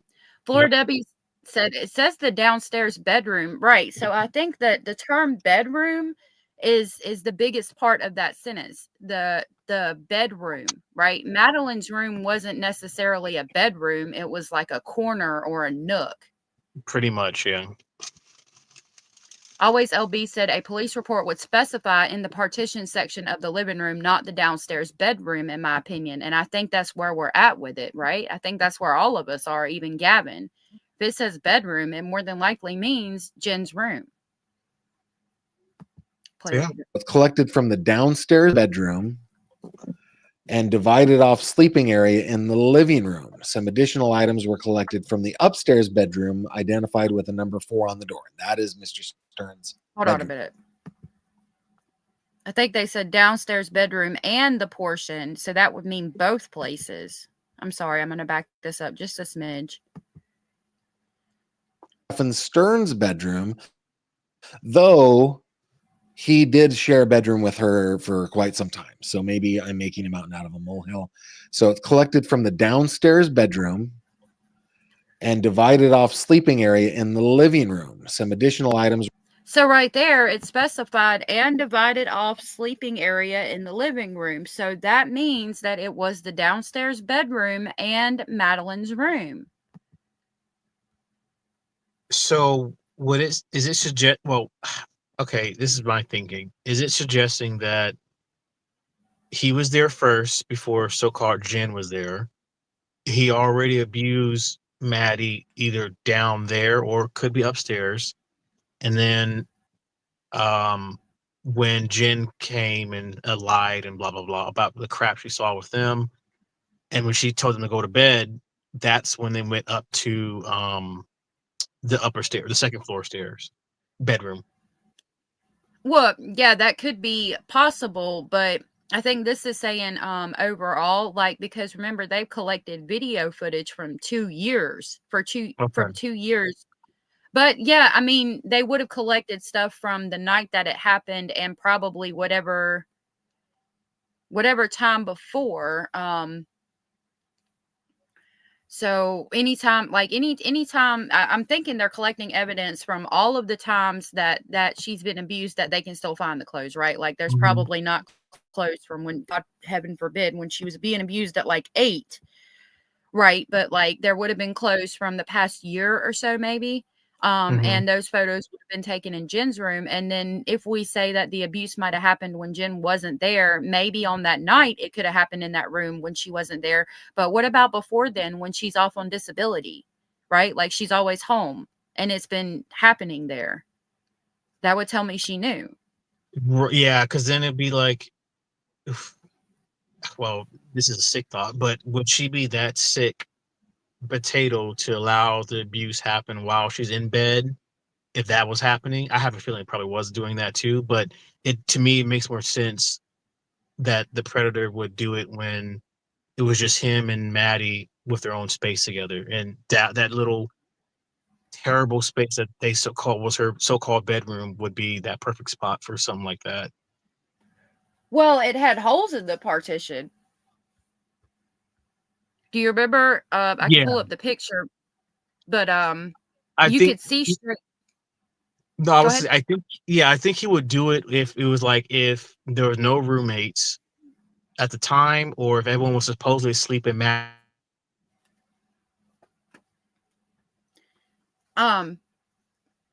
it cut out. You said, and I heard you say he would do it when there was no roommates there and nobody else there. And yeah, I can get that. I just think Jen was there a lot because she was on disability. Like, when would she be leaving? Let's I, say Maddie goes to school during. Go ahead. I was gonna say, I think this is when the whole things with the drugs come in. I think me and you agreed, and other people agreed that he was definitely drugging her to put her to Yeah. sleep. I think that was happening. That's how he could get away with doing certain things. If she was down there in her little room and everyone else is asleep, if she's asleep, she's not making any noises, or at the very least, there won't be a lot of noise being made. Right. But she didn't ever sleep there. Remember? I was only. See, that's the weird. That's why I'm like, would it be he split sometimes to do the abuse in his room or in the same bed with Jen? Because I think that was probably going on too. Yeah. I'm thinking it happened in the same bed with Jen, or um when Jen wasn't there, to be fair. I mean, but I don't know when she wouldn't have been there, is what I'm saying. Like I Yeah. mean, per this report, I'm believing that it definitely happened in her bed. And when would they have been in her bed when she wasn't there? Possibly the night that everything happened, or before she got home that night. Other than Mm-hmm. that, if she's on disability and there all the time, when did it happen? Yeah, That you didn't. that's now that I'm thinking over it, yeah, I'm like, how did he do all this crap? Yeah. That's my thoughts on it, but I respect everybody else's as well. Well, Yvette Harvey. Oh, go ahead, love. yeah, I'll say this one more thing about that. The only thing I can say is that I think either then, uh, he was doing it in the room, and Jen must have either been in the room or to something to the effect. Because I'm wondering with the camera angles and the video footage, was someone else in the room videotaping or taking photos of what was going on, other than Stinky? Yeah. I'm assuming Like, it's that possible. there's probably angles that showing that either he did it or someone else was taking the photos or video. Yeah. The tripod could have been used some, but like if they can prove that it's been moved around any at all and they don't see him walking to and from whatever was recording them, then yeah, I mean, that's proof that Jen is involved, but enough for the DA, I don't know. Mm.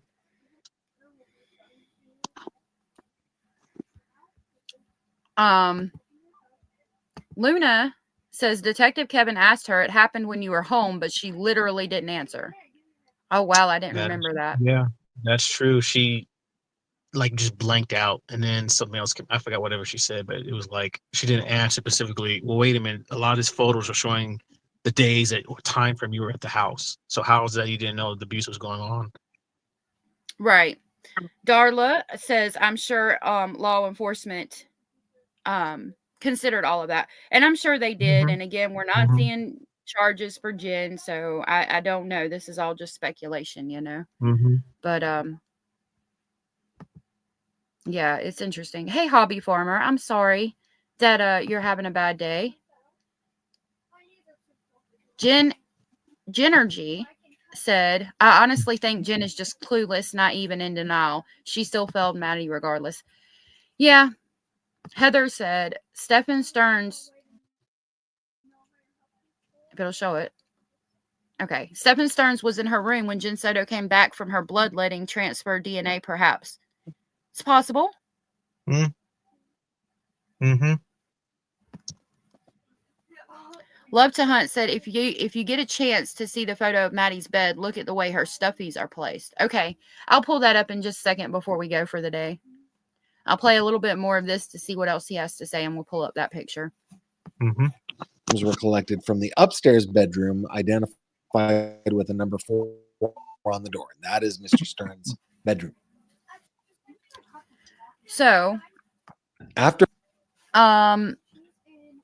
yeah, that goes just on to the roommates and things. So Mr. Gavin Fish just clarified through that document for us that there was clothing and other evidentiary value items of evidence collected from all 3 bedrooms. But specifically, the thing that stands out to me is that it states Jen Soto's room, which, again, I don't know how she didn't know if she Right. was on display. Because it sounds like that between the 25th and 26th, he was either going, or at least I'm assuming they're going with, like you were saying, the past videos and photos. But on that, the 2 days that they believe Maddie was murdered, it's almost like he was going in Jen Soto's room, his room, then that downstairs, because they found his underwear in her laundry basket, Maddie's laundry basket in her little room. It was like, what the hell was he doing that whole entire night after he allegedly killed her? Yeah. If I had to guess, I would say freaking out and Mm-hmm. trying to clean up. I don't know. All right, let's see. I think they're in this video. Let me go ahead and mute this. Yep. Okay. So we're going to look at the way things are placed. Again, somebody pointed out, I think it might have been sent, pointed out that there's 3 pillows on the bed in here too, in Jen's room. All right. So let's see how the stuffies are placed.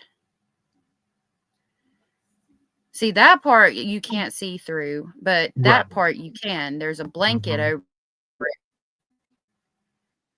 But if anybody walked down to the kitchen, they would be able to see. I don't know. Mm-hmm. Yeah. So the stuffies are placed at the top with the little pillow, and the blankets are kind of just shoved there. But she didn't sleep there is the biggest thing to me. Yvette said the meds are supposed to help you be stable and improve, cure the issues that bring you to seek treatment from any doctor or hospital. This, that, and the third, if you are oblivious or feeling, I don't see a second part. But yeah. Nessa K said when you are strangled, you urinate. So Stephen washing his sheets meant he finished her in room 4, unless it was in Jen's room, and the dog weeing on her bed was a story. That's interesting. I think it happened upstairs, but now that you brought up about the dog peeing on the bed, that it's possible speculation. That I wonder her fluid came out. Yeah. I wonder if they tested it. Hey, JJ. Okay, we'll look at Jen's bed real quick again, and then I'll probably have to go. It's loud out here now, and my internet's cutting in and out, so. I can hear it too, yeah. It's all good. Yeah, that's the landlord doing some things outside. I think he's walking by, and then we'll be gone in just a second.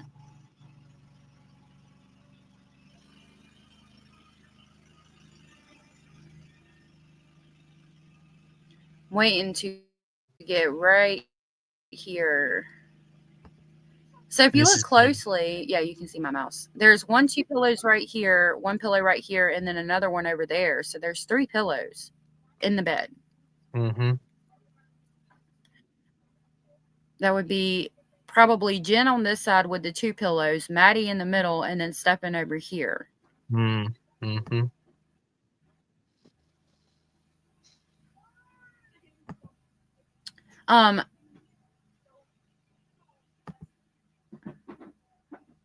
But don't skip. Okay. And then that charcoal blanket right here is where they found some kind of fluids on. Nono Lee said, did anyone else catch herself when she said she was saying, I want my phone back, I want my phone back? And she's like, here's my phone, enjoy, because then she pauses and deflects by saying he was trying to log into his account. It sounded like she was going to say, because you won't have a phone anymore. That's interesting. Do you remember which interview you found that at? No. It's a good question. Allie X.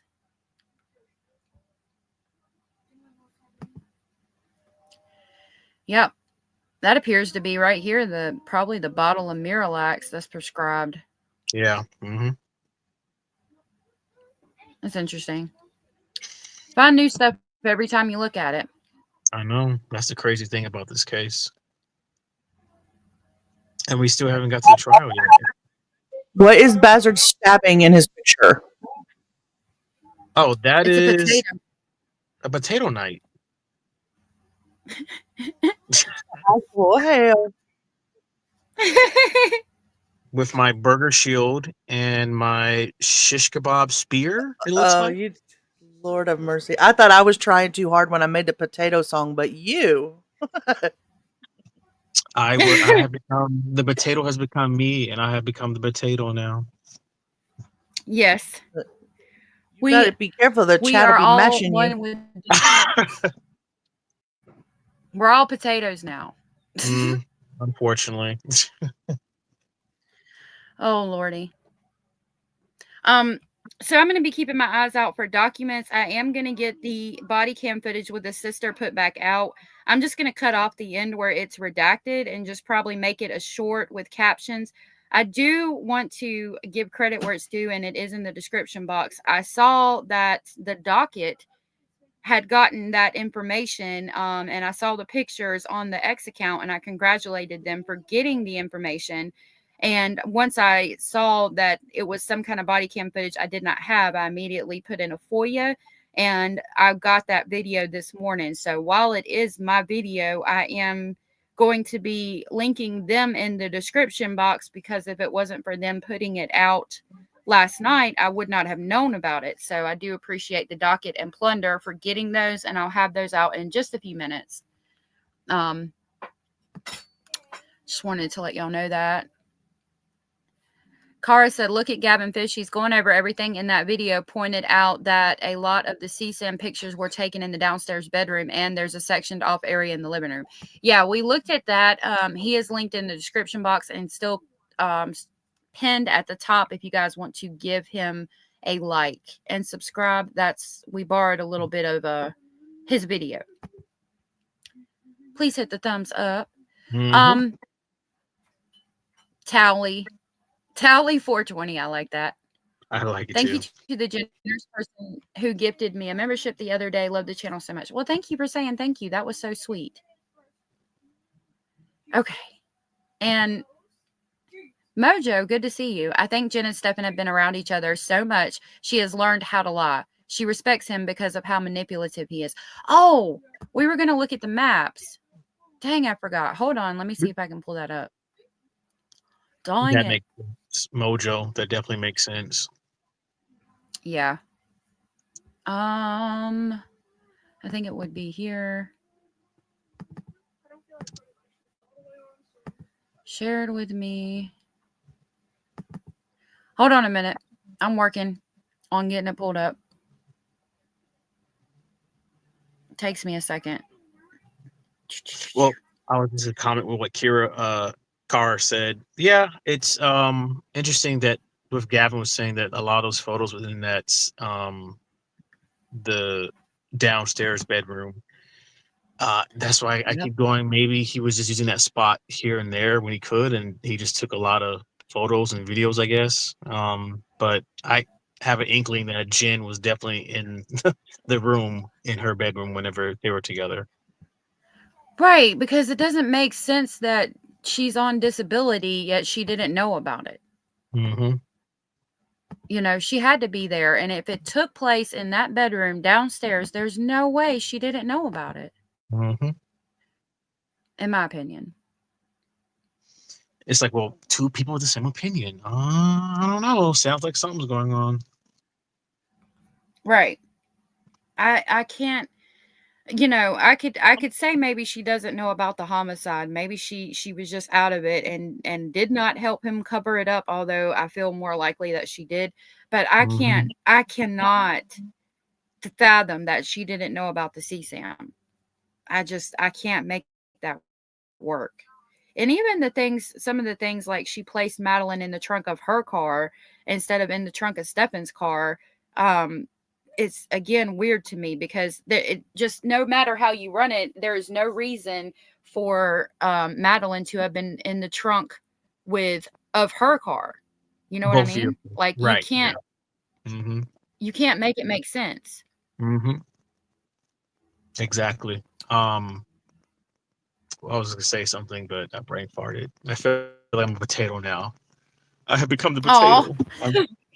No, too much talk of this dumb potato. Just it'll come back to me what I was thinking of. It was what you were mentioning. Yeah, Hio, I might need you to pull it up. But we'll have to scroll through it kind of slowly. It's the homicide indictment, pages 109 through 1509, and we got to try to figure out the maps. Okay. If you're able to do it. I can. 1009 to 1509. That one, that PDF. Yeah. Yeah. Okay. I tried to pull it from our Google Drive, but it's just taking too long on my end. That's right. We're going to try to do it as long as my internet wants to continue to work with me for today. Do you know which page you said you were looking for?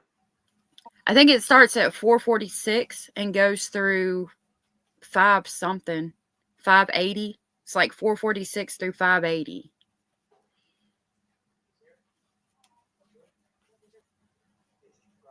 Yeah, the lube, the masturbation cream. Wait, through 580. So is this the one? I thought you said 1009 through 1509. Is it the other one? No, it's the first one, the very first one, 1000 through 1059, I believe. Sorry, I apologize. I might have said it you're wrong. fine.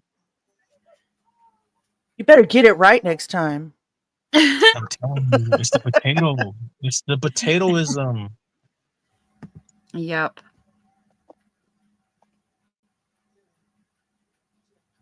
Yeah, I don't know about that either. I wonder what there's been several times where she kind of got cut off and we don't know what she was going to say. And I have questions about that. I'm like, I need to know what she was going to say right there. Yeah, so it's the first set of documents and then it's page 4, I think 446 is the first one and it goes through 586. Yes. So you guys have talked about the maps a little bit. Now we can see through the legend right here. It's redacted, but when we scroll further down, we can see the purple is Chris Stearns. But when you scroll down to the ones that aren't redacted, it shows there's a blue and a pink.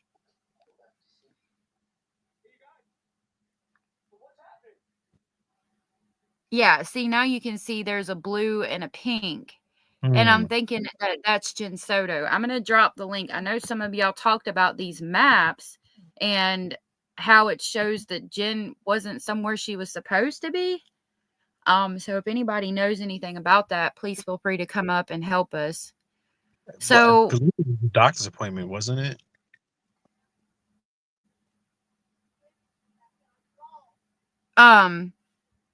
here it's showing locations. So I need to figure out how to pull it up. Let me see if it loaded real quick. No. Am I in the wrong place? No. I need to control it. So right I now don't think it's it'll let showing me Chris let you do Stearns it. pinging I'll off try. the tower. If you go down, it shows like cars driving. I'm trying to figure out.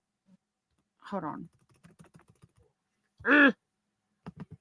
So it shows the house in Kissimmee. That one does. Then there's red. There's I don't know what to tell you that I'm looking for is the issue. It's not you, it's me. You're okay. It's not love. you, I mean, it's me. hopefully I'll run into it. But I mean, I see the pings that you're talking about, and I see the legend. Obviously, this says Yeah, Chris it's getting Stearns touched robotic. the phone. Oh, is it? Okay. So I think that's him driving down US 1 or whatever road that is. Oh, goodness.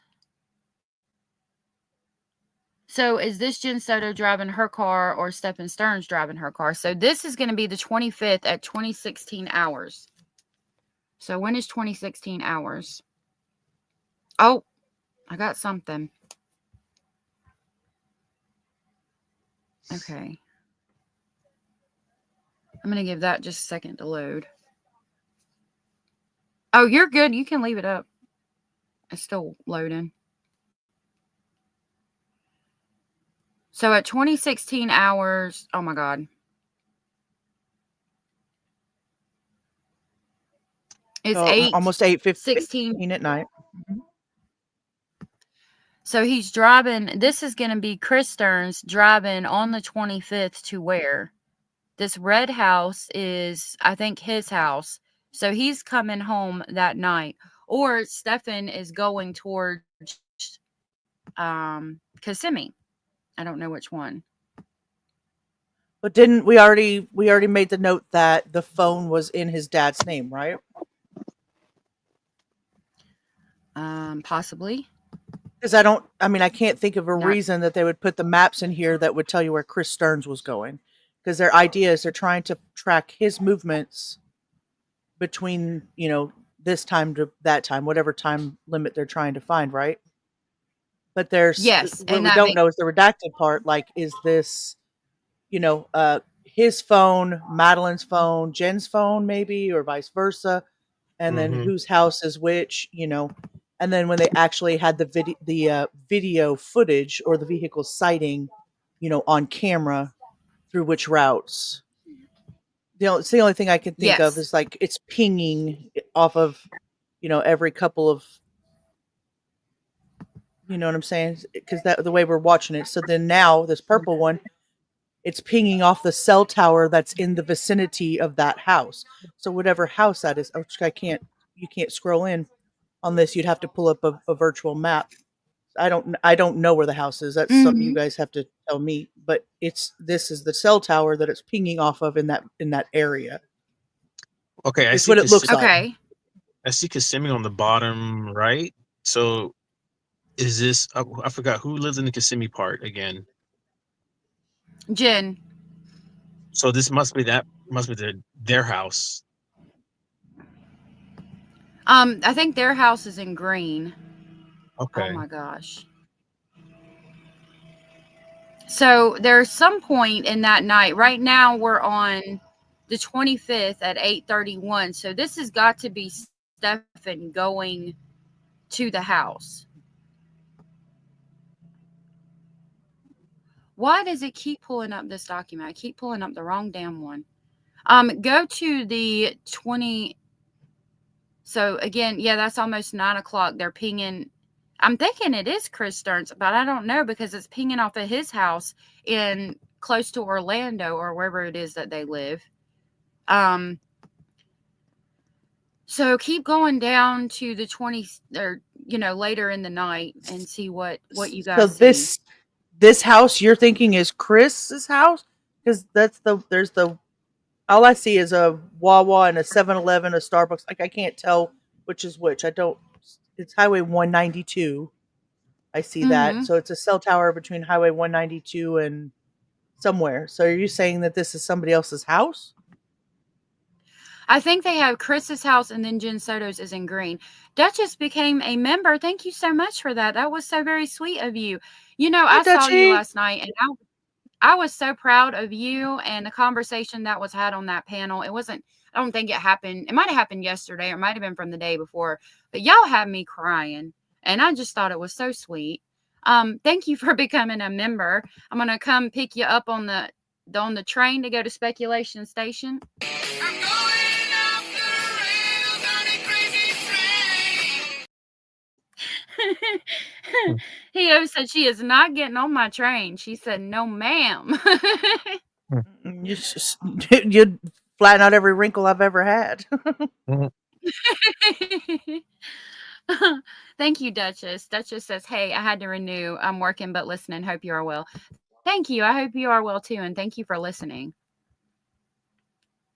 Okay, so we are following the maps to try to figure out, basically, I'm trying to figure out the route that was taken and who was driving, okay? So you can see at the legend at the top, there is red, and that's going to be Chris Stearns. Then there's a purple that's redacted. Then there's a blue that's redacted. The houses are redacted, and then the orange car is not redacted. I can't tell what the orange car says. So I'm basically, there's vehicle something sighting. here. Yes. You're welcome, love. Darla, our voice of reason, real quick, says they have Grandma's house, Jen Soto's sister's house, and Jen Soto's house. They show Jen Soto with no movement, Madeline Soto going to Aunt's, and Stephen Stearns going to Jen Soto. Thank you. So that's what she's telling me that the maps show, because I can't. It's hard for me to understand how to read these. I need to watch a video and figure Darla, these kind of where's things that out. information? Where's that information at, so that we can show that as well, so that we can share that? Because I don't know how you would have figured that. I don't know the map, so that would be awesome if we could just get it up here so we could find it as well. Thank you, Darla. Yeah, I am thinking that somebody that actually knows how to read the maps is probably the one who figured it out. Yeah, I'd love to Blue share that because I don't know. So Equals KJ Jen. saying blue says Jen equals Jen and she's on her way home from work. There's something that you guys have said that it shows that it doesn't add up with the case. So watch what, right now Marva? we're I'm at sorry. 2214. No, she's talking about if you like scroll through it, you can figure it out. If you scroll through all the maps, because there's like 180 of them. But this is going to be at 9:14 p.m. So let's go to the next one. I'm trying to pull it up myself to see what we can figure out by looking at them. I might have to watch a video and come back to this because I'm learning. We're all kind of learning here together. I was going to say, I'm not claiming to be a map expert. All I did was pull up a PDF, but I definitely don't mind learning because I don't know I've never personally looked up their addresses. You know what I mean? So I wouldn't know. That's why I depend on you guys. Yeah, we're not going to be looking up people's addresses. That's a little bit too much. But I'm assuming that the red house is Chris's, and I know the green one states Kissimmee Oh, or it's close to Kissimmee. That's how I figured that out. I don't know. It could be the sisters. I don't look up people's addresses. I feel like that's not any of my business.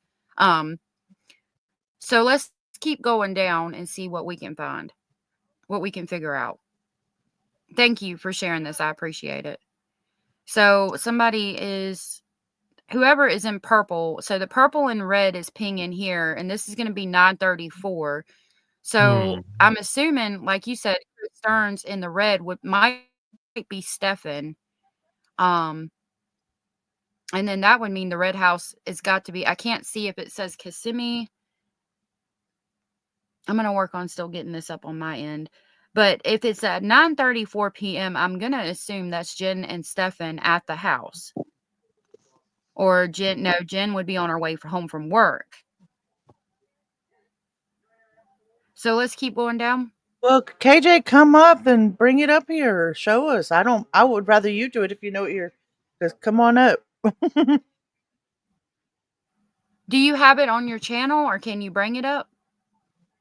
Hey, Rose. Okay. Darla says that I saw a tracker that showed Madeline Soto getting home at like 8:30, stepping stones right after, then traced it backwards. That's how I figured it out. Okay. So this is 10:34 p.m. Okay. So this could be Jen Soto coming home from work. Can you scroll down and we can see what we've got going down? We're going to have to try to figure it out by going through it. So what does that say in blue? I can't read it. LPR. It gives map coordinates. Oh, great. My internet cut out right when you said that. I said it gives map coordinates to the vehicle Yeah, it's sighting. going to cut out, not late. Okay. So here's what I'm going to have to do. I'm going to have to work on pulling this up and like recording it and putting it in a video so that we can figure this out. I can't pull other people's content because I haven't asked them for permission. I'm aware I could use fair use, but I don't do that. I try to show respect for creators because, that's their hard work. So I want to ask them for permission. I did ask Gavin. I haven't heard back. Hopefully he won't be upset. Lori Green said, we still not heard or seen anything about Jen's phone. The police could be holding something on her for later. That's possible. Yeah. Okay. So this shows the car driving. That's at 9:02. Yeah, I'm going to have to try to figure this out. I'm going to have to watch a video or something and figure it out. Well, I didn't know we were going over this, so I will definitely do my due diligence and study as well, and maybe I can get KJ to email me what they have because I would love to see it and be able to display that. You've worked so hard on it. Oh yeah, I appreciate it. I mean, I should have looked into it more as well, but my internet's cutting out, and today No, is just you're not. fine. And you're fine too. I We're appreciate. We're crime talking. I've never been a professional map reader. I'm sure Gray Hughes has years and years doing this. I'm sure there are other people that are much better at figuring it out. So I can watch a few videos and see if I can't gather any context from that. At least, Yeah, we're gonna work on this tonight and see what we can find out. Lena says it's Monday at 9:05 a.m. So that's gonna be Stephen driving. All right, so Yep. yeah, I'm gonna have to go because my internet's cutting in and out. I can barely hear my people on stage right now because they're working on the tower. I apologize for that. I hope you guys can bear with me, and we will be back tomorrow. I am going to get the video out of the sister. It's going to be a short because there's not a lot to that video. Thank you, Hio and Bazard, for coming up. Thank you, Hio, for saving my day. I didn't do much, but you're welcome. Thank you for having us, and thank you, chat. I love how helpful they are. It's like I haven't seen any of this, so I'm learning through you guys, which is the idea for me, is to get up here and learn through the chat and through the people on the stage. So I appreciate that. Yeah, we're all learning together, right? Exactly. Yeah. All right, y'all have a good one. You too, love. I'll talk Same to you in a to few you. minutes. All right, Bazard. Well, Thank you. Take care. Bye-bye. You too, love. Thank you. Thank you. You use military time in your daily life, Lynn. I need to, like, really need to brush up on that. I should know my military time. Like, I should be able to say it off the back of my head instead of like having to ask Google what every single time frame is. You know what I mean? I think it's the brain fog, which I'm trying to work on. Thank you, KJ. Thank you. I've said it so many times, but I would be nothing without you guys. I could sit here and talk to myself for hours, but you know, I would be just talking to myself for hours. So thank you for that. Yeah, it's just 24 to 12 p.m. for time. And it seems like it would be easy, but in my mind, especially trying to do a live stream and stuff, I just get all discombobulated, and I can get discombobulated so easily. So it's a whole thing. Against All Logic became a member. Thank you. Let me come pick you up.